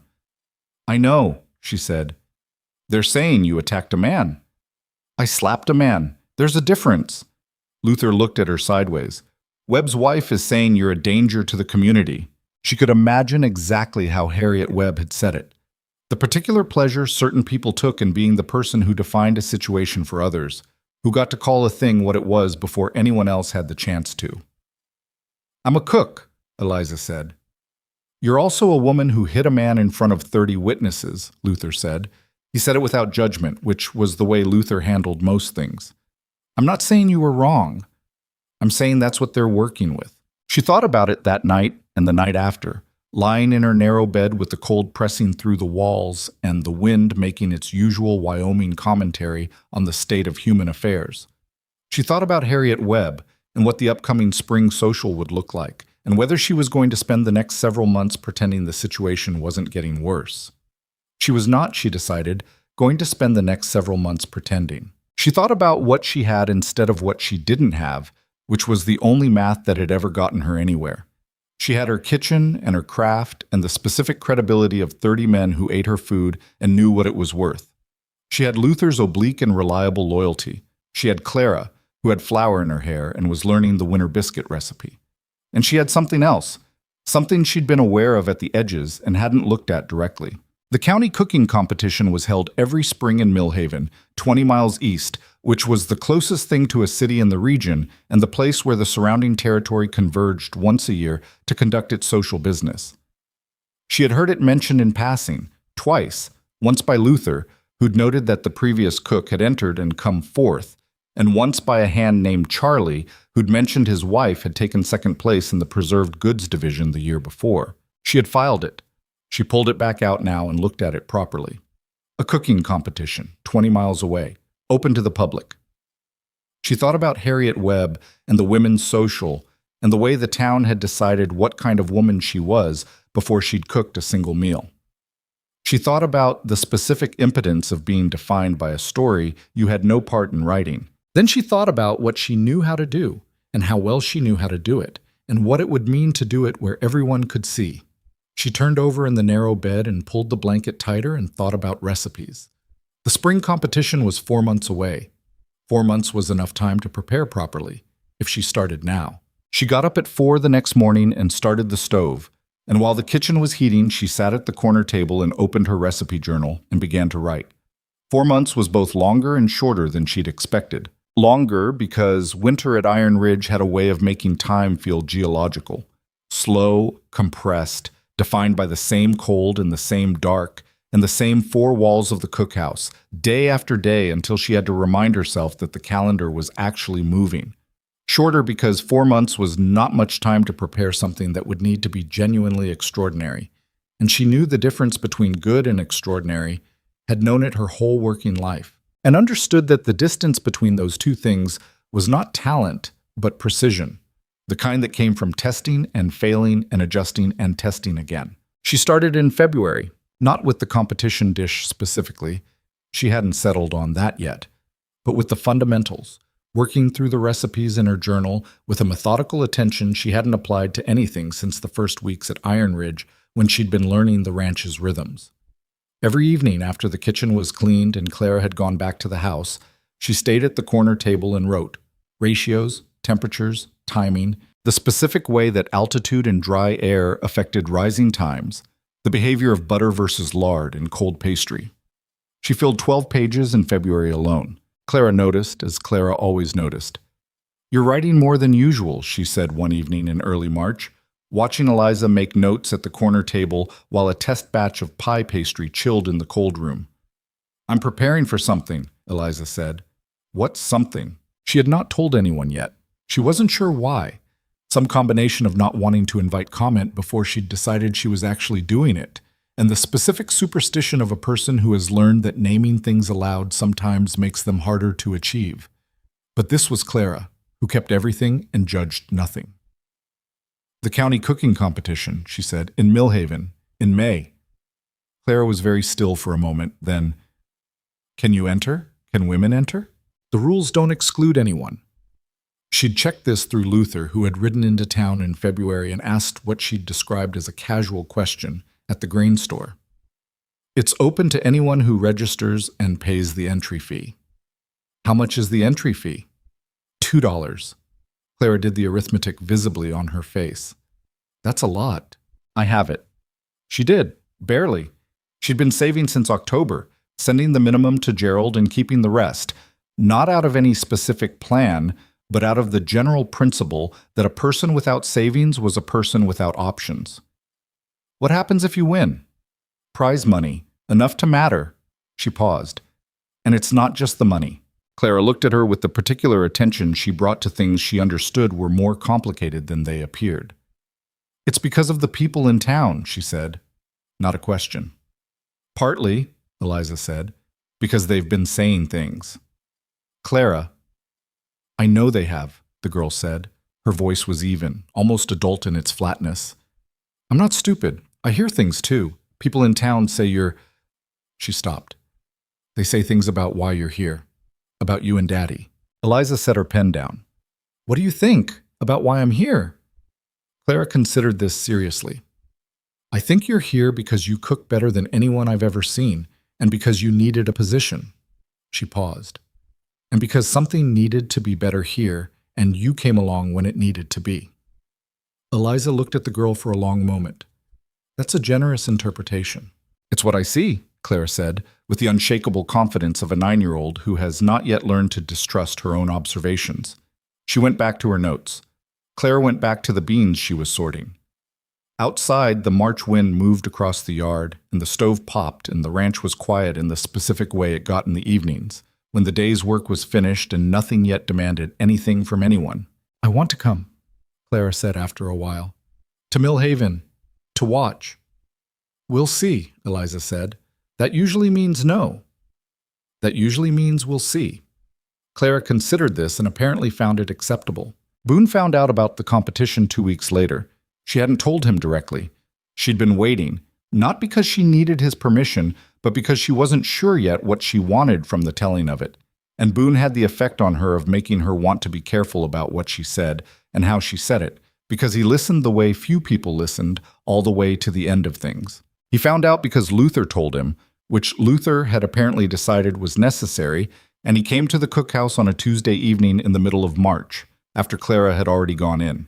She was at the corner table when he arrived, working on the pastry problem, the specific challenge of a pie crust that would transport 20 miles in a wagon and still be worth eating at the other end. He came in and sat across from her without preamble, which was Boone's way. "Luther says you're entering the Millhaven competition," he said. "Luther talks more than he lets on," she said. "Only about things he thinks I need to know." He rested his forearms on the table. He had large hands scarred across the knuckles in the way of men who'd worked with wire and wood since adolescence. "You should have told me yourself." "I'm not required to report my plans to you," she said, without heat. "No," he said. "But I'd have liked to know." He paused. "Not as your employer, as—" He stopped and tried again. "I'd have liked to know." She looked at him across the table. The lamp between them was the small oil one she used for evening work, and it threw the kind of light that made faces look less guarded than they were. Or maybe he was simply less guarded than usual, the careful flatness of his expression giving way to something more direct. "I'm telling you now," she said. He nodded. "What's the plan?" "I'm still working that out." She pushed the pastry notes toward him, not because he needed to see them, but because it was easier than maintaining eye contact through the next part. The pastry is the problem. It doesn't hold over distance the way I need it to. He looked at the notes. She watched him read them. Not quickly, not skimming, actually reading the way he read everything. Lard to butter ratio, he said. Higher lard is more stable, but lower butter loses flavor. She tapped the page. I need it to be both. Can you do both? I've been trying to find the ratio for 6 weeks. She pulled the notes back. I'll find it. He was quiet for a moment. Have you thought about what they'll say when you show up? Yes. People from this valley will be there. The Webbs, others. I know. She met his eyes. I thought about not entering, about whether it was worth the exposure. She used the word deliberately because it was the right word, the honest word for what she'd be doing, walking into a room full of people who had already decided what she was and doing the things she did in front of all of them. But the alternative is letting the story they've built about me be the only story, and I'm not willing to do that. He held her gaze. No, he said quietly. I didn't think you would be. She looked down at her notes. I need a new lard delivery in the next supply order. And vanilla. I'm almost out, and I'll need to take a full day in Millhaven for the competition, which means someone else needs to handle breakfast and lunch that day. I'll handle it, he said. She looked up. You? I can make eggs, he said, and I can heat beans. Something in his face was doing the thing it occasionally did, the thing that wasn't quite amusement. The men will survive one day. She thought about Boone Mercer in her kitchen, attempting to feed 30 men. They might survive, she said. The eggs are less certain. He laughed, an actual laugh, short and real, not performed. It was rare enough that it caught her slightly off guard, because the sound of it was different from what she'd expected, lower and more unguarded. She looked back at her notes. I'll add the lard to the list, she said.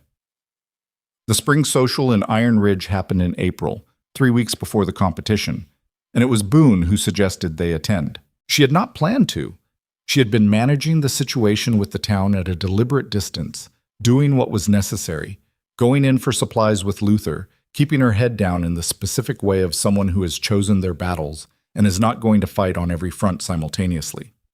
The social felt like exactly the kind of terrain where she was most vulnerable, a contained social space with the specific women who had been making her life difficult, in a setting that belonged to them and not to her. She said this to Boone when he mentioned it, plainly and without self-pity. I know, he said. That's why I'm suggesting we go. She looked at him. Explain that. He pulled out the chair across from her and sat in it. They were at the corner table again, which had become something of a location by now, the place where they had conversations that required sitting. If you stay away, it confirms what they want to think, that you're hiding, that there's something to hide from. He paused. If you go, you take that away from them. Or I go and they make it worse. Maybe. He was quiet for a moment. But I'll be there. And Clara. He paused again, longer this time, working at something. I want to be clear about what I mean by that. I'm not suggesting this as... I'm not trying to make a statement about your situation here. I'm suggesting it because I think it's the right tactical decision, and because I'm not willing to stand by while the town writes a story about you that isn't true, and attendance is one way of... He stopped. Of putting myself between that and you. If you want. She looked at him for a long moment. You're offering to be a shield. I'm offering to stand next to you, he said. What you do with that is up to you. She thought about it for 3 days. Then she told him she'd go. The Iron Ridge Spring Social was held at the community hall, which was the largest indoor space in town, and was used for everything from civic meetings to the school examination presentations. It had 2 long tables along the walls for food and a cleared floor in the center for conversation and whatever dancing happened later in the evening. When they arrived, Boone's wagon pulling up at the hitching post, Eliza climbing down with the covered dish she'd brought because arriving empty-handed would have been its own kind of statement, Clara between them in her good coat. The hall was already half full. She felt the attention before she saw it. The specific shift of a room when something it wasn't expecting walks through the door. Boone held the door and Clara walked in first, as she always did, without apparent awareness of the way rooms changed when she crossed thresholds. Eliza followed. Boone came in last and put his hand briefly at the small of her back. Barely a touch, gone as soon as it happened. And she did not acknowledge it, but she registered it. The deliberate public nature of it, the thing he was doing that she hadn't quite asked him to do and hadn't asked him not to. Harriet Webb was at the far table. She saw them come in. Her face did something contained and controlled, a small adjustment that said she'd been expecting this and had prepared. Eliza carried her dish to the food table and set it down. A woman she didn't know was arranging cake nearby and glanced up. "What is it?" she asked, the polite inquiry of the food table, automatic and not quite personal. "Apple and dried cherry pie," Eliza said, "with a brown sugar crust." The woman looked at the dish, then at Eliza. "You're the cook out at Mercer's," she said.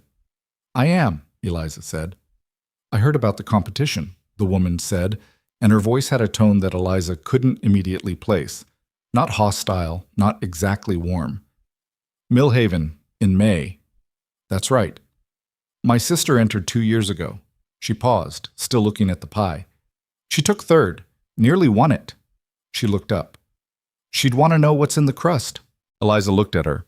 Brown sugar, lard, butter, a pinch of salt, and cold water a tablespoon at a time. The woman nodded slowly. She said, which was not exactly a compliment but contained the structure of one. She moved away from the table and Boone appeared at her elbow. "Mrs. Calloway," he said, indicating the woman she'd been talking to. "Her husband owns the feed mill east of town. She's not in the same camp as Harriet Webb." "There are camps," Eliza said. "In a town this size, there are always camps." He glanced around the room. "The ones over there," he indicated a cluster near the door, "haven't made up their minds yet. Those are the ones worth talking to." She looked at him sideways. "You've thought about this." "I've been thinking about it since January." He said it without apology. "I know this town. I know who talks to whom and what moves opinion. I'm not trying to manage you. I'm trying to be useful." She considered this. Boone Mercer, she had come to understand, expressed care in the vocabulary of practicality. He didn't say, "I want things to be better for you." He said, "Here's who to talk to, and I'll handle breakfast that day, and the supply order has the lard you need." She had learned to read the language for what it was. "The woman by the window," she said. "Who is she?" He looked. "Meredith Hale, schoolteacher. Came from Ohio 4 years ago. Has approximately no patience for Harriet Webb." "Introduce me," she said. He did. Meredith Hale was a compact woman in her mid-30s with the specific alert manner of someone who is perpetually observing and occasionally writing down what she sees. She shook Eliza's hand with the grip of someone who'd decided handshakes should mean something and looked at her with direct assessment. "You're entering the Millhaven competition," she said. "Word travels fast," Eliza said. "I know everything that happens in this town about 3 days after it happens, which is approximately 3 days faster than most people. I make it my business." She glanced past Eliza toward the food table. "Is that your pie?" "It is." "I've been looking at it since you walked in. What's the filling ratio?" They talked for 20 minutes. Not about the town or the gossip or Harriet Webb or any of it. They talked about pie filling ratios and the specific challenge of dried fruit versus fresh, and whether the judges at Millhaven tended to favor appearance or taste, which Meredith had opinions on, having attended the previous 2 years as a spectator. Clara found them midway through and inserted herself into the conversation with her usual lack of ceremony, standing next to Eliza with the ease of long habit and adding her own observations, which Meredith received without condescension, which made Eliza like her considerably more. When Harriet Webb made her approach, and she did make it, at about the hour mark, with the precision of a woman who had planned her entrance, Eliza was standing with Meredith Hale and 2 other women whose names she'd learned, eating a piece of the apple and cherry pie someone had cut and distributed. The pie had been received well enough that the dish was already half empty, which was its own form of commentary. Webb came to a stop in front of her.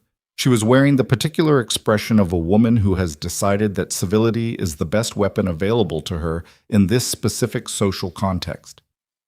"Miss Hart," she said, "I understand you've been making your mark at the ranch." "I cook for the ranch," Eliza said. "That's what I was hired to do." "And now the competition," a small smile. "Rather ambitious." "Somewhat," Eliza said. She did not look away and she did not shift her weight, and she did not do any of the things that people do when they are uncomfortable. She held her ground with the same quality she'd brought to every kitchen she'd ever worked in, the quiet certainty of someone who knows exactly where they stand. Webb's smile thinned by a fraction. "I hope it goes well for you," she said, in a tone that meant several different things simultaneously. "Thank you," Eliza said, in a tone that meant only one thing. Webb moved away. Meredith Hale, who had been watching this exchange with an expression of concentrated appreciation, said very quietly, "Good." It was not a grand victory. Nobody had changed their minds in a single evening, and Harriet Webb was not going to become an ally because of a civil exchange at the spring social. But Eliza drove back to Iron Ridge that night with the sense of ground held rather than ground lost, which was enough. Clara fell asleep in the wagon before they'd gone 2 miles, leaning against Eliza's side with the boneless certainty of a sleeping child. Boone drove and said nothing for a long stretch, and the night was clear and cold and full of stars, and the horse's breath made small clouds in the air ahead of them. "Well," he said finally. "Not terrible," she said. "That's an endorsement. It's a practical assessment." She looked at the sky. "Meredith Hale is going to Millhaven. She told me at the end of the evening. She said she wants to see how the judges handle a serious entry from outside their usual circles." "Meredith goes every year," Boone said. "She's been trying to get people to take it seriously for—" He paused. "She'll be glad to see it." Eliza shifted slightly so that Clara's head was more comfortable against her. The girl didn't wake. "The pie was received well," she said. "I noticed the dish was empty when we left. Half the people there had never tasted a brown sugar crust before." She thought about this. "That's the problem with the town's story about me. It relies on people not having information. The more information they have—" She stopped. "The harder it is to hold the story together," Boone said. "Yes." He was quiet for a moment. Then, "You've been doing this all along, haven't you? Not just the competition, since you arrived." She thought about the cinnamon rolls in the second week, the Christmas dinner, the decisions about what to make and when. "Feeding people is never just about food," she said. "It's always also about what the food says, about who made it and why and what they think of the person eating it." He didn't answer for a while. The road unrolled ahead of them, pale in the moonlight. "Clara told me," he said eventually, "that you make the winter biscuits different from the summer biscuits." She explained the whole thing, the lard, the cold, and what it does to people. "She understood it quickly," Eliza said. "She's been talking about it for 2 weeks." He paused. "She talks about you quite a bit." She looked at him. He was watching the road, profile to her, the lines of his face in the darkness. "She's a good girl," Eliza said. "She's a better girl than she was 6 months ago," he said. "That's not an accident." She looked back at the road, adjusted her arm around Clara's sleeping weight, said nothing because she'd learned that Boone didn't always need an answer. Sometimes he was just placing something on the table between them, naming a thing, and what she chose to do with the naming was her own business. The week before the competition, she made 8 test pies, not 8 different recipes. She had settled on the recipe in April, after 3 months of testing. But 8 iterations of the same recipe, each one documenting what happened when the variables shifted. Oven temperature by 10 degrees, rest time before cutting, the precise thickness of the top crust measured with a strip of paper she marked herself. She kept records of all of it in the journal, which was now almost full again, and she tasted every single one critically, and had Luther taste 3 of them, and had Clara taste 2. Clara had opinions. "This one," she said on the 6th, pointing with a fork. "This one is different." "Different how?" "The bottom, it's crispier. Not too much. Just right." She took another bite. "The other's the bottom is a little soft." Eliza looked at her notes. The 6th had a slightly higher initial oven temperature for the first 10 minutes, then lowered. She made a note. "You have a good palate," she said. Clara looked up from the pie. "What's a palate?" "Your ability to taste things and know what you're tasting." Clara considered this. "Like a skill?" "Like a skill you were born with and can improve." She cut another piece of the 6th pie and put it on her own plate. Clara was right. The bottom crust was better. "Your mother had it too, apparently." Clara was quiet. This was unusual. She was usually quick to respond, thoughts arriving faster than she could organize them. When she stayed quiet, it meant she was being careful. "Did Daddy tell you that?" she asked, finally. "Luther did," Eliza said. He mentioned your mother's cooking, said she had a gift for it. I don't remember that much about her cooking, Clara said. I remember the smell of the kitchen when she was in it, but not what she made. She looked at her fork. Is that bad? You were 5, Eliza said. Smell is the oldest sense. That you remember the smell that's a real memory. That's her. Clara thought about this for a long time, long enough that Eliza went back to her notes and let her. Then Clara said quietly, I'm glad you came here. It landed the way simple, true things sometimes do, not dramatically, but with a weight that was disproportionate to the words. Eliza set her pen down, looked at the girl. Me too, she said. The competition day was the 14th of May. Boone and Luther between them had arranged the ranch coverage so that she could leave at 5 in the morning and have the full day.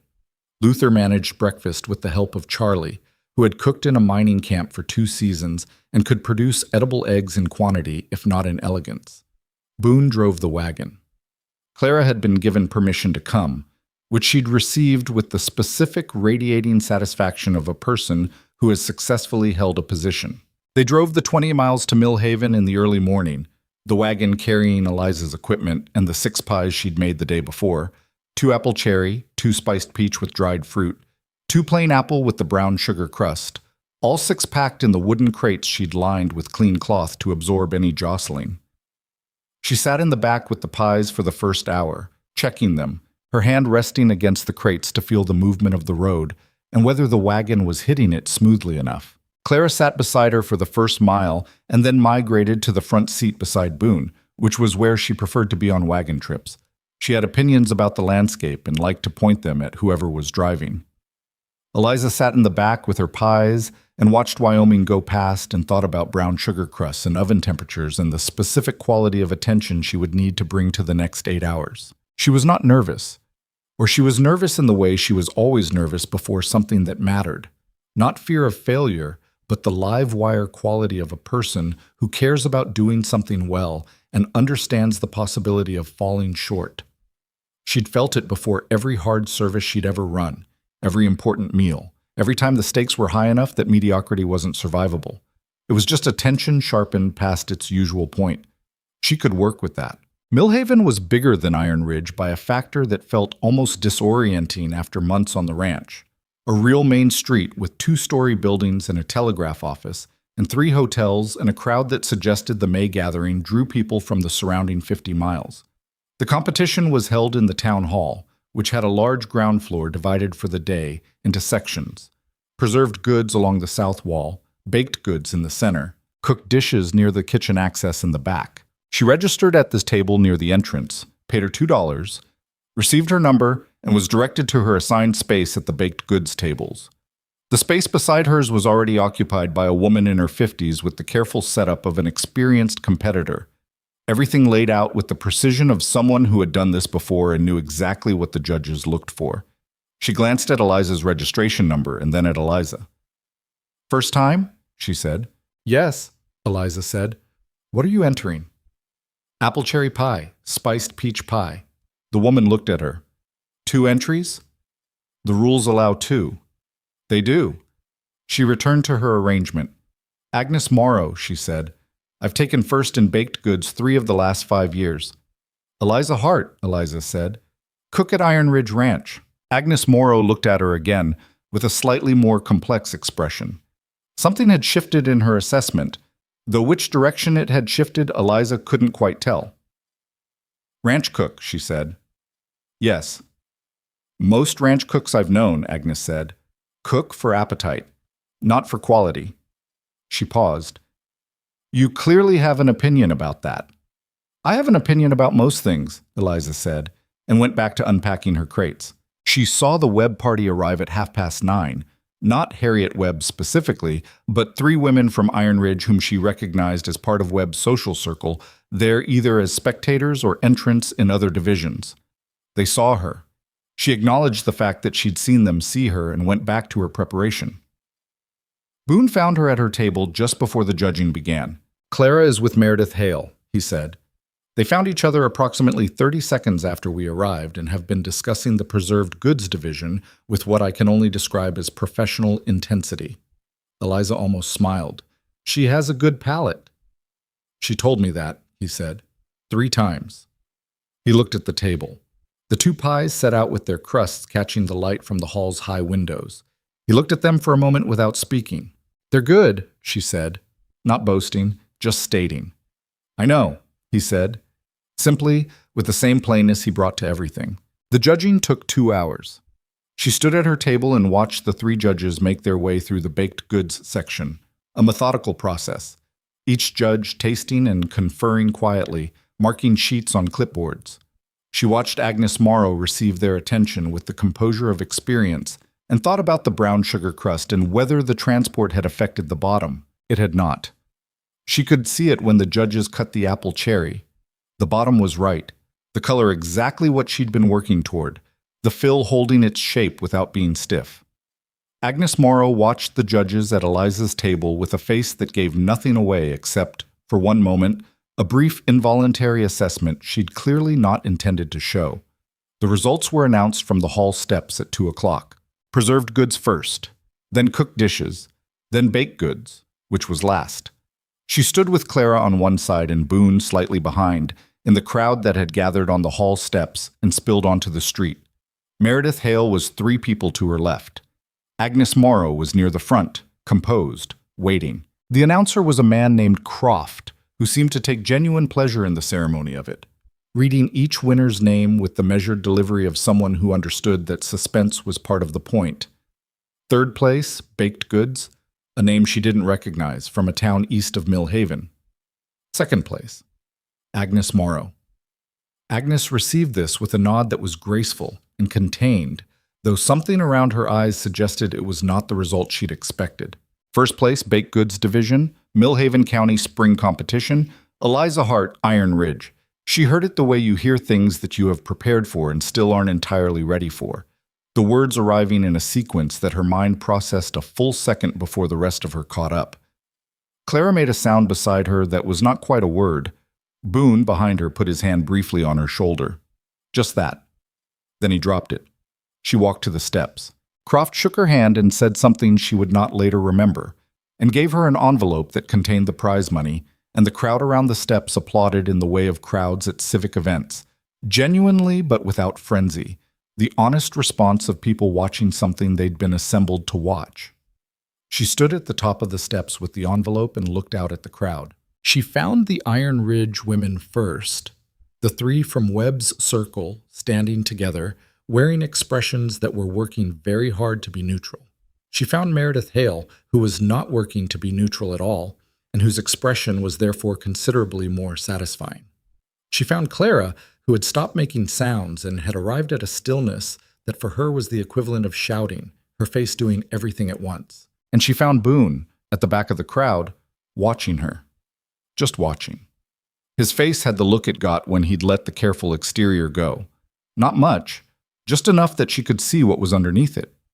She held the envelope. She had not won because the town had changed its mind about her. She had not won because Harriet Webb had reconsidered, or because the women who'd whispered at the spring social had come around, or because any story about her had been officially corrected. She'd won because she was genuinely, demonstrably better at the things she did than anyone else in the room, and the judges had tasted the evidence and recorded it on their clipboards. That was all. That was also, it turned out, enough. She came down the steps, and Clara was there before she'd reached the bottom, colliding into her at an angle that was slightly too fast and entirely intentional. "You won," Clara said into her coat. "I won," she said. "I knew you would." Clara stepped back and looked at her with the specific expression of someone who has been proved right about something important. "I knew it when you made the 6th test pie, remember? The one with the crispier bottom?" "I remember." "That was the one," she nodded decisively. "That was the moment." Boone reached them a minute later, coming through the dispersing crowd. He stopped in front of her and looked at her, and she looked back at him, and the distance between where they'd started and where they were now, 6 months of kitchens and cold mornings, and conversations at the corner table, and one refused proposal, and 30 men, and one girl in a winter full of other people's opinions, was right there between them, not spoken, just present. "Congratulations," he said. She tucked the envelope into her coat pocket. Thank you for driving, she said. Something moved in his face. That's what you're saying to me right now. That's what I'm saying, she said. But she was almost smiling when she said it, and he could see that, and she knew he could see it, and neither of them did anything about it right then because there was a crowd around them and Clara between them talking about bottom crusts, and that was fine. There was time. On the way back, with the evening coming on and the road home unrolling ahead of them in the fading light, Clara fell asleep again in the back of the wagon, exhausted by the day, curled on the folded blanket Boone had put back there for exactly this purpose, her good coat pulled up over her shoulders. Eliza sat in the front seat this time, beside Boone, the prize envelope in her coat, the empty crates in the back. The road was quiet. The sky to the west was doing something with color that she didn't have words for and didn't try to find them. Agnes Morrow came to find me before we left, she said, after a while. What did she say?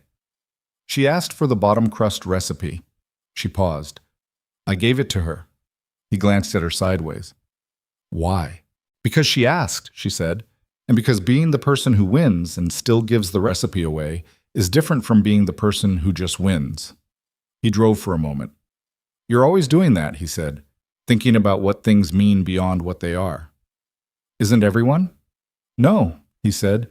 Most people are just doing the thing. She considered this. The horse moved steadily ahead of them, its breath visible in the cooling evening air. Behind them, Clara slept. The prize money, she said. It's enough for something I've been thinking about. What's something? She had not told anyone this yet, not even Clara. She'd been carrying it for months, not because it was fragile. It wasn't. She was certain of it. But because saying it aloud would make it real, and real things could be taken away. She was tired of waiting for things to be safer before she said them. A small cafe, she said, on the ranch. Not a full restaurant. Just a place where people could come. Travelers on the East Road pass close to the Iron Ridge property line. There's a building near the front fence that isn't being used for anything. She paused. I'd need permission. I'd need more than just the prize money, but it's a start. The wagon rolled on for a long moment. She watched the road. The old tack shed, he said. It's solid, she said. The walls and the roof. It would need work inside. Another moment of quiet. I own that building, he said. I know you do. So you'd need more than just permission. You'd need a partner. He said it carefully, the way he said all the things that mattered. Or a landlord, or something. She looked at him. He was watching the road, profile to her again, the lines of his face in the evening light. Something, she said. He nodded slowly. The road went on ahead of them, and the sky went dark by degrees, and the spring evening smelled like thaw and open ground, and Eliza Hart sat with the prize money in her pocket, and a plan taking shape, and a sleeping child behind her and a man beside her she was not done figuring out, and thought that this, all of this, even the complicated parts, was something she was willing to live inside. That was enough for tonight. Tomorrow she would start making plans. The old tack shed was worse than she'd thought and better than she'd feared. She walked through it the morning after they returned from Mill Haven, in the flat early light before the ranch woke up, with a lamp in one hand and her recipe journal in the other, because she'd grabbed it out of habit and now found herself using the blank pages in the back to make notes. The walls were solid, as she'd said. Good timber, no rot in the main frame. The roof had two bad spots near the east end that would need replacing before the first serious rain. The floor was packed earth, which was a problem for a food space, and would need to either be boarded or flagged. The single window on the south wall was intact but small, and she'd need at least two more for light and air if she was going to work there in summer. She stood in the middle of the empty shed in the early morning and looked at it and tried to see what it could be rather than what it currently was, which was a skill she'd been applying to her own life for long enough that it came naturally. A counter along this west wall, 2 or 3 tables, nothing elaborate, plain wood. The window enlarged on the south side and 2 added on the east. A stove against the north wall, properly vented. She'd need help with the venting. That was specialized work, the kind that required someone who knew what they were doing unless you wanted a building full of smoke or worse. She made notes for 20 minutes and then went back to the cookhouse to start breakfast. Boone found her mid-morning, between breakfast service and the prep for lunch. He came in and stood at the doorway in the way she'd come to think of as simply his coffee cup, unhurried, not quite asking permission to be there. "You went to see it," he said. "This morning, early."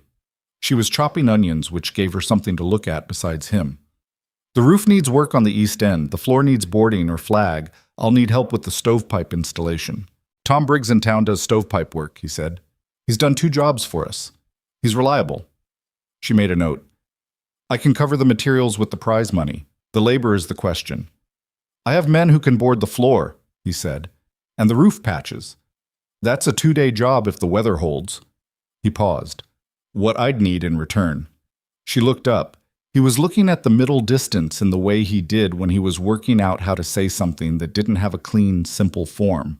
"A percentage," he said, "of whatever the cafe brings in. Not as rent, as partnership. I'd rather it be that than you paying me for the space." He paused again. "And I want it to be clear that it's yours. The business is yours. I'm not trying to put my name on it."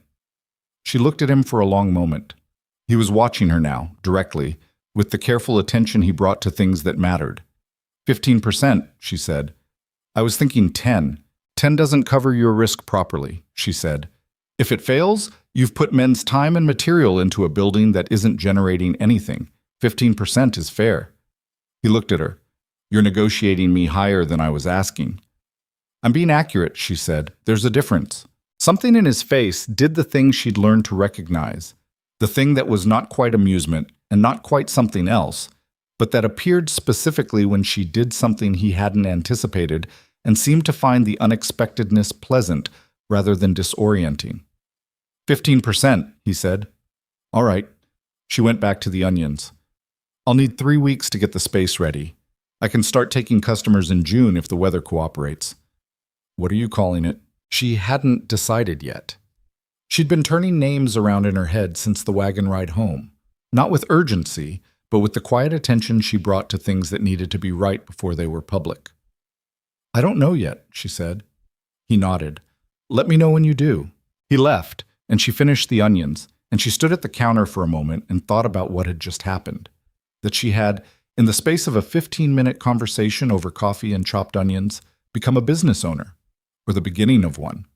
That the thing she'd carried in her head since the January nights when she'd been lying in her narrow bed, calculating what she had instead of what she didn't have, that thing was now real, in the specific way that things become real when 2 people have agreed to them. She felt something she didn't have a clean word for.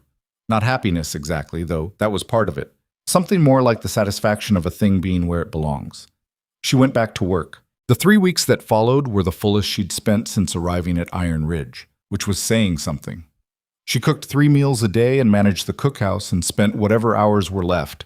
Early mornings, late evenings, the occasional lunch hour she could compress into 40 minutes rather than 60, working on the tack shed with whoever Boone had made available. 2 of the ranch hands, brothers named Sam and Pete Alcott, did the floorboarding. They were not talkers, which suited the situation.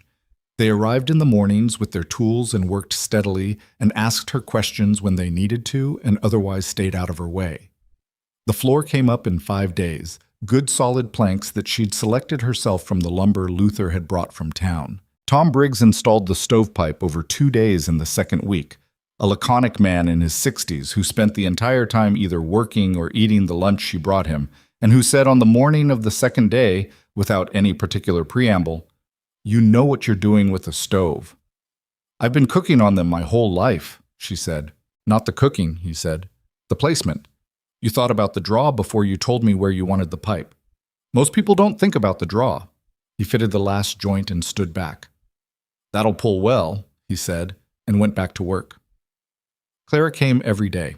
She came after her lessons, which Boone had reinstated now that spring made regular travel possible, and which Clara endured with the philosophical resignation of a child who has accepted a necessary inconvenience.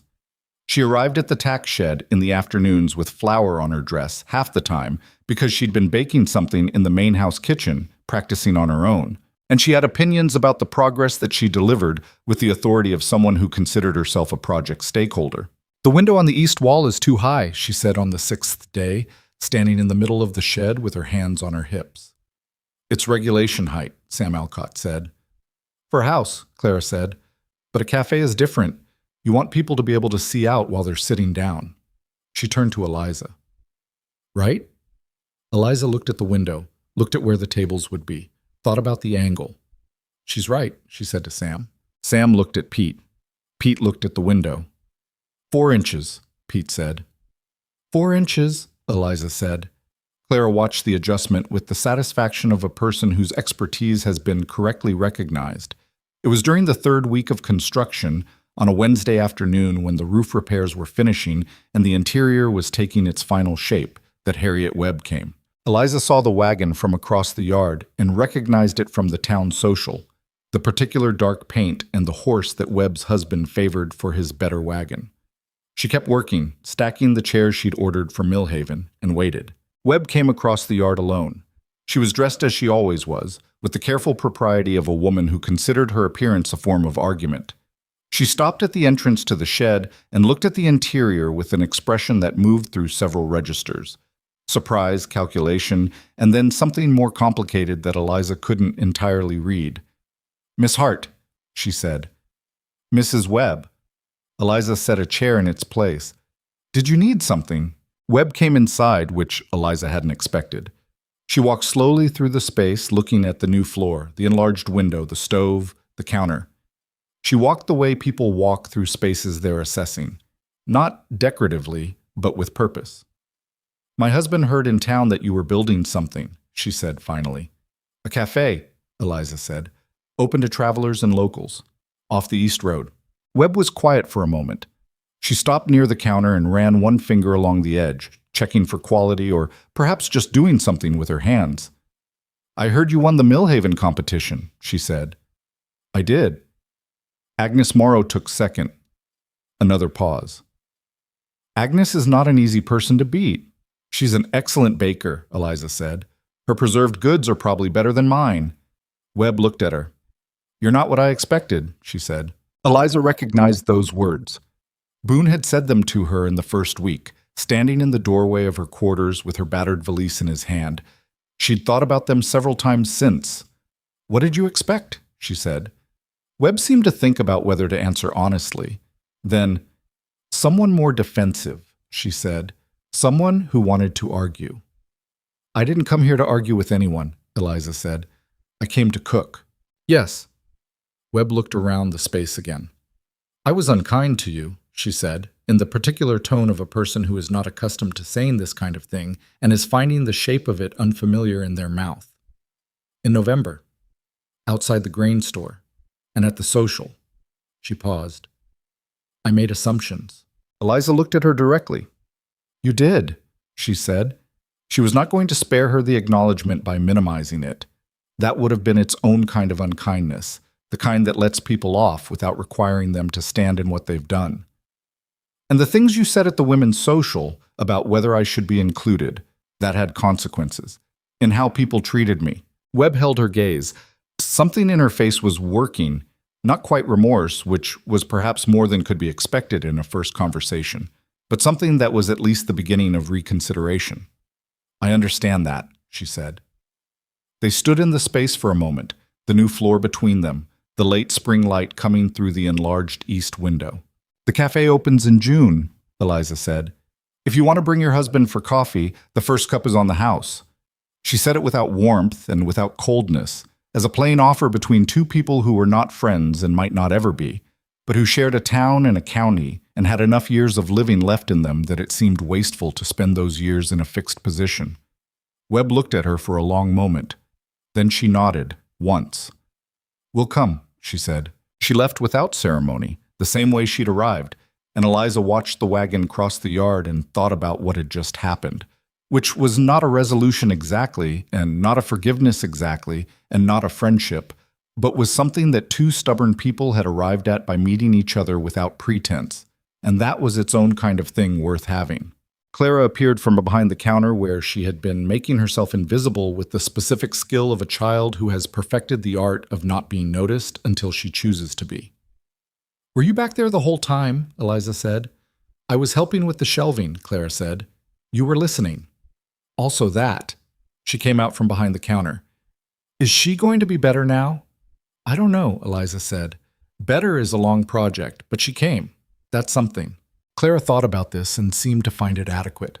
The cafe opened on the second Thursday of June. She called it Hearts. Nothing elaborate.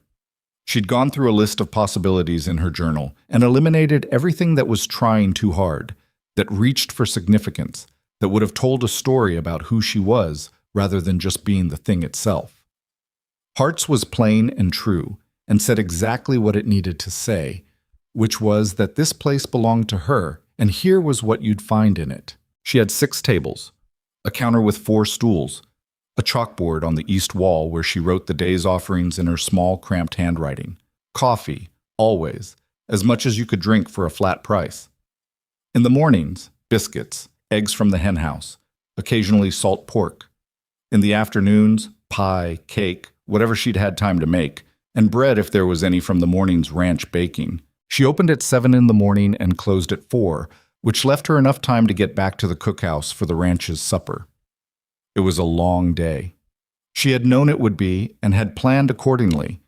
The cafe menu was built around things she could make efficiently, that didn't require the kind of sustained attention that would pull her away from the ranch kitchen. The first customers on the opening day were not who she'd expected. She'd thought it might be travelers. The East Road did see a reasonable amount of traffic, wagons going to and from Millhaven and the mining operations further north.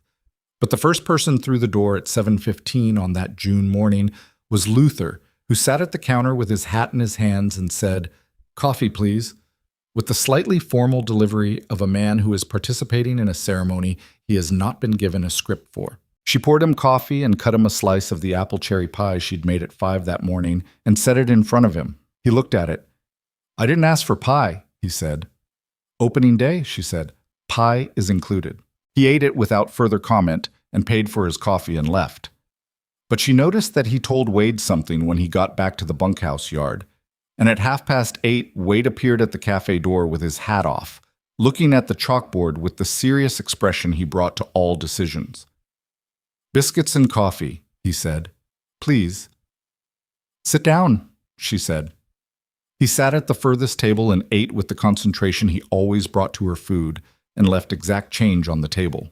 By noon she had served 14 people, 8 from the ranch, 4 travelers who'd seen the sign she'd hung on the east fence post 2 weeks ago and turned in out of curiosity, and 2 women from Iron Ridge who had arrived together, looked at everything, ordered pie, and eaten it in the particular silence of people who are trying to form an opinion and haven't finished yet. When they left, one of them said at the door, "The crust is very good." "Thank you," Eliza said. Meredith Hale came in the afternoon. She sat at the counter, ordered coffee and the spiced peach slice, and looked around the space with the bright-eyed assessment she brought to everything. "You did this in 3 weeks," she said. "The building was already there," Eliza said. "Still." Meredith tasted the pie, set her fork down, picked it up again. "I'm going to tell every person I know to come out here," she said. "I want you to be aware that I know a significant number of people, and I have a reputation for following through on things I say." "I appreciate it," Eliza said. "I'm also going to write a small piece for the County Gazette," Meredith said. "They have a section for local enterprise. I've contributed before and they know my name." She paused. "Is that all right?" Eliza considered it. Being in print was a different kind of visibility than being the subject of gossip. More formal, more permanent, more easily pointed at. "What would you write?" she said. "That a cook from Iron Ridge won the Millhaven competition and has opened a cafe on the East Road that serves the best pie in the county." She paused. "Simple. Accurate. You can read it before I submit it if you want." "I'd want to," Eliza said. "Done." Meredith finished her pie. "You know what you've done here, don't you?" Eliza was wiping down the counter. "I've opened a cafe." "You've changed the story," Meredith said. "There was a story about you. A woman like that, living at a ranch, no husband, no sponsor. People were very sure they knew what that meant." She put her fork down. "You didn't argue with the story. You built something real, and the real thing is bigger than the story now, and there's nowhere for the story to live anymore." She paused. "Most people don't understand how to do that. They argue, they defend, they get angrier, and the story gets stronger." She looked at Eliza. "You understood that the only thing that kills a false story is a true one." Eliza looked at her. "I just cooked," she said. "Yes," Meredith said. That's what I mean. Boone came to the cafe on the third day, in the late afternoon when the last customers had gone and she was doing the closing work, wiping tables, sweeping, calculating the day's accounts in her head. He came in and sat at the counter and didn't say anything for a moment, just looked at the space. Well, she said. It's good, he said. It looks like you. She looked at him. What does that mean? He thought about it. It means it looks like something that was thought about, he said, not just built. Every piece is where it is for a reason. He ran his hand along the counter edge. Like your food. She sat down on the stool beside the one he wasn't using, which was something she wouldn't have done 6 months ago. Sat beside him without a task in her hands, just sitting. But 6 months had changed the geography of what was possible between them. We need to talk about the fall, she said. He looked at her. What about the fall? The cafe will need to close or reduce hours when the weather changes. I can't run full service through the winter in the ranch kitchen. She paused. And I've been thinking about what that means for the arrangement. We said 15%, he said. Of revenue, she said. When there is revenue. In the winter, there won't be much. I've been working out whether the numbers hold through the slower months or whether we need to renegotiate. He was quiet for a moment. Are you looking for a way out of the arrangement? She looked at him directly. No, she said. I'm trying to make sure the arrangement is honest in both directions. He held her gaze. Then something in his face relaxed by a degree, something she'd learned to watch for. The almost imperceptible loosening that meant he'd been uncertain about something and the uncertainty had resolved. We'll make it seasonal, he said. Full operation May through October, reduced in winter, coffee and bread, mornings only. Revenue percentage applies to the full months, flat, minimal rate for the winter months. He paused. Fair? Fair, she said. They sat at the counter together in the late afternoon light, the cafe quiet around them, and she thought about how far this was from $42 and a battered valise and a brother who'd slid a piece of paper across the table like a favor. There's something I need to tell you, he said. She waited. I got a letter from my brother in Denver, he said. He's been ill. Nothing certain yet, but he's been asking if I'd consider being closer. He said it carefully, the way he said things he hadn't fully decided how to carry yet. I'm not going. I want to be clear about that. This is my ranch, my land. I built it, and I'm not leaving it. He paused. But the letter made me think about what's here, what I'd be leaving if circumstances were different, what I don't want to leave. He stopped. She understood that this was not a simple statement about his brother. She understood that Boone Mercer was not a man who said things to hear himself talk. And when he said what I don't want to leave, he was being precise in the way he was always precise. I'm not going anywhere, she said. I know. He looked at his hands on the counter. I know you turned me down in January. I'm not raising that. I just want you to know that what I said then, I still mean. He looked up. You don't have to do anything with that. I'm not asking you to. I didn't want it to be a thing that sat unsaid. She looked at him. The afternoon light was doing something particular to the cafe, coming through the east window at the angle she'd calculated when she'd told Sam Alcott the original height was wrong, falling across the tables in the way she'd imagined it, when the space was still a cold, empty shed with packed earth floors. She thought about what she'd said to Clara in October, in the early weeks when the girl had asked if she was going to leave. I just want to cook. She'd said it to Boone in January, in the dark kitchen after the slap and the silence in the dining room, and she'd meant it, had meant it completely, without reservation.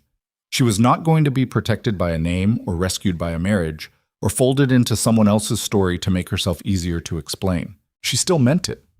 The cafe had not changed that. The competition had not changed it. She was here because she cooked, and the cooking was hers, and she would not trade it for safety. But there was a but that she'd been carrying since January, honest about it with herself in the way she tried to be honest about most things. She was not indifferent to him. She had not become indifferent. The opposite, if anything. 6 months of watching him be a careful, practical, undemonstrative man who nonetheless showed up, consistently, in the specific ways that mattered, had moved something in her that she could no longer pretend was simple or containable. She could cook and also want this. Those two things were not in opposition. She'd spent too long believing that claiming one meant surrendering the other, because that was the deal the world kept trying to offer women. Safety or independence, shelter or agency, belonging or self. The deal was a lie. She'd built something that proved it was a lie. The cafe was hers, the competition win was hers, the 15% agreement was hers, all of it hers. She could reach for more and not lose what she'd built. I need it to be different from January, she said. He looked at her carefully. Tell me what that means. I need it to be real, she said.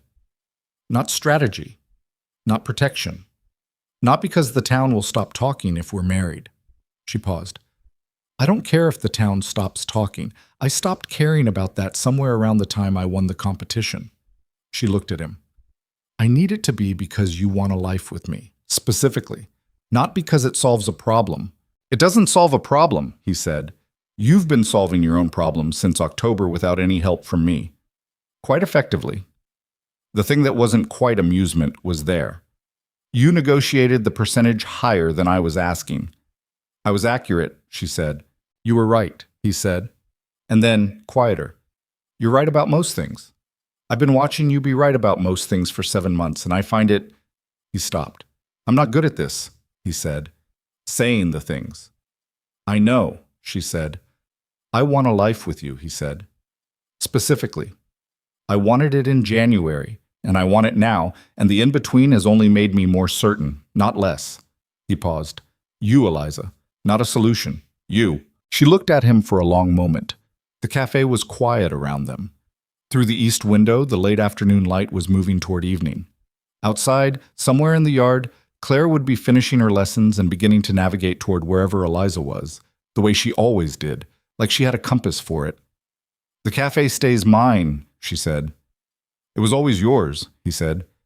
The 15% agreement stands, marriage or not. We keep the business separate. Agreed, he said. And I won't be a quiet woman, she said. I'll say what I think. I'll argue when I think you're wrong. I'll negotiate. I'll make decisions about the cafe without asking first. She met his eyes. I'm not offering you something simple. I know, he said. I've had 7 months to observe that. I've had adequate time to make a decision based on accurate information. She almost smiled. You're using my own logic against me.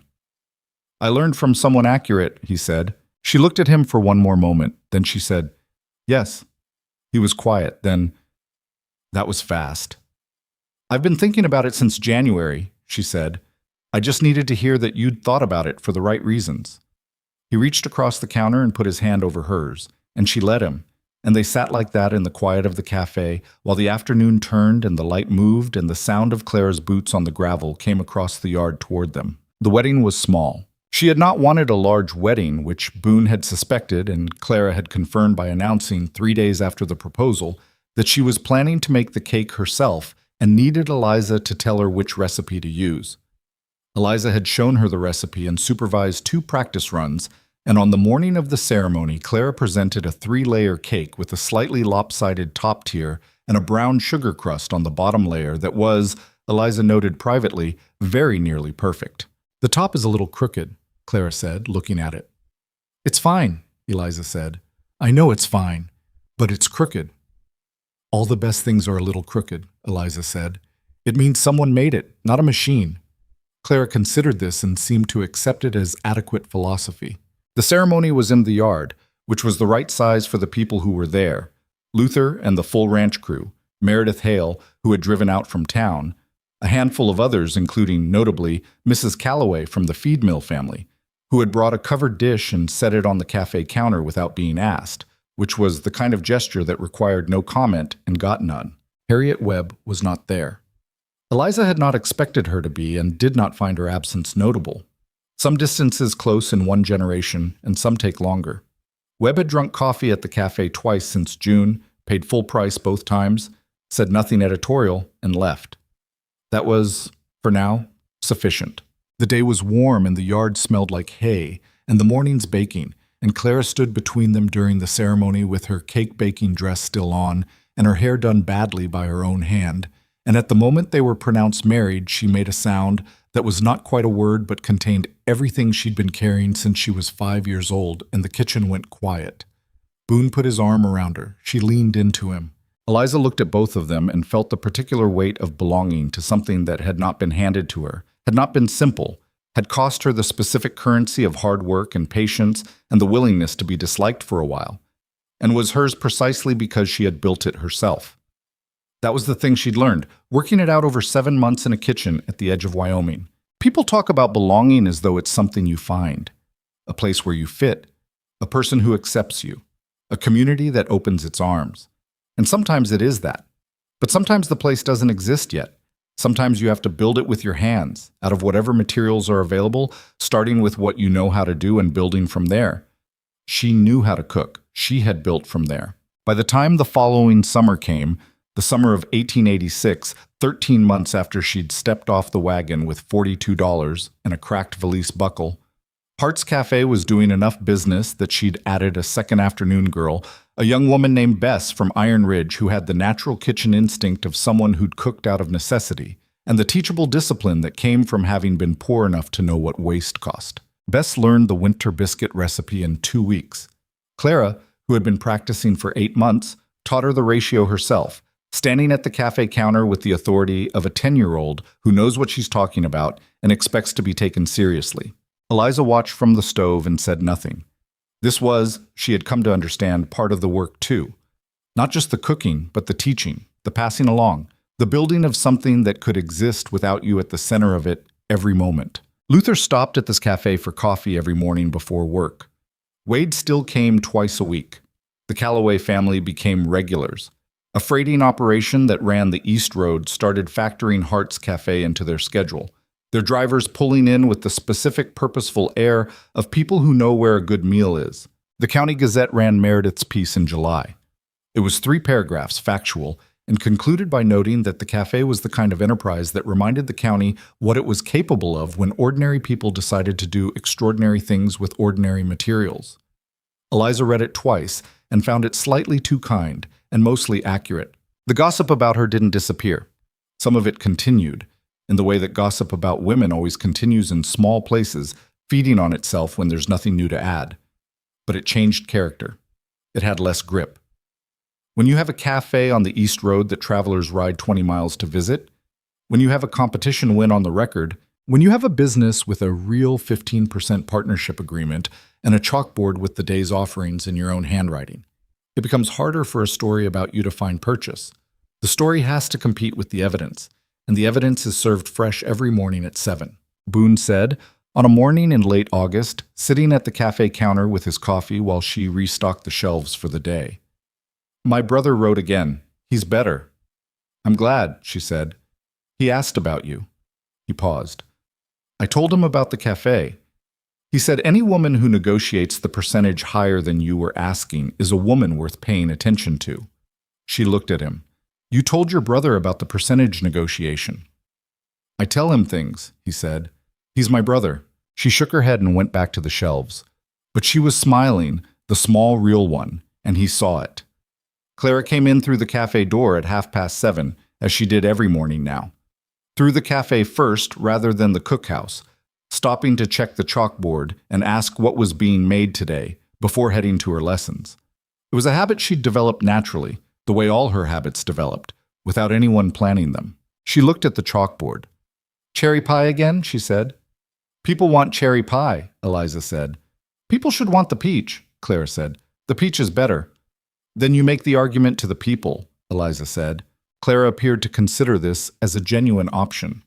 Then she went to wash her hands, because she'd been inside a kitchen long enough to do that automatically, and came back and stood beside Eliza at the counter and looked at the morning's prep with the assessing eye of someone who has learned to see a kitchen as a language. Can I work the afternoon shift today? She said. With Bess? You have lessons until 2, Eliza said. After 2, Clara said. I could help with the closing. Eliza looked at her. 10 years old, with flour perpetually somewhere on her dress, and the specific intelligence of a person who would not be small for long, who was already, in some important ways, not small at all. After 2, she said. Yes. Clara nodded with satisfaction and went to get her lesson books. From the doorway, Boone watched his daughter cross the yard. Then he looked at Eliza, in the kitchen that was hers, in the cafe that was hers, in the morning that was theirs. He didn't say anything. He didn't need to. She had not come to Iron Ridge looking for any of this. She had come because she was 30 years old and broke and had a brother who needed her out of his house and a world that kept offering her smaller and smaller versions of a life. She had come for the work, and the work had been what she'd thought it would be. Hard and unglamorous and requiring everything she had, some days, just to stay upright. But the work had also been the door, and she had walked through it. That was the thing. When she thought about it, and she thought about it sometimes in the early mornings before anyone else was up, standing at the cookhouse stove or the cafe stove with the first light coming up outside, the specific silence of a world before it starts.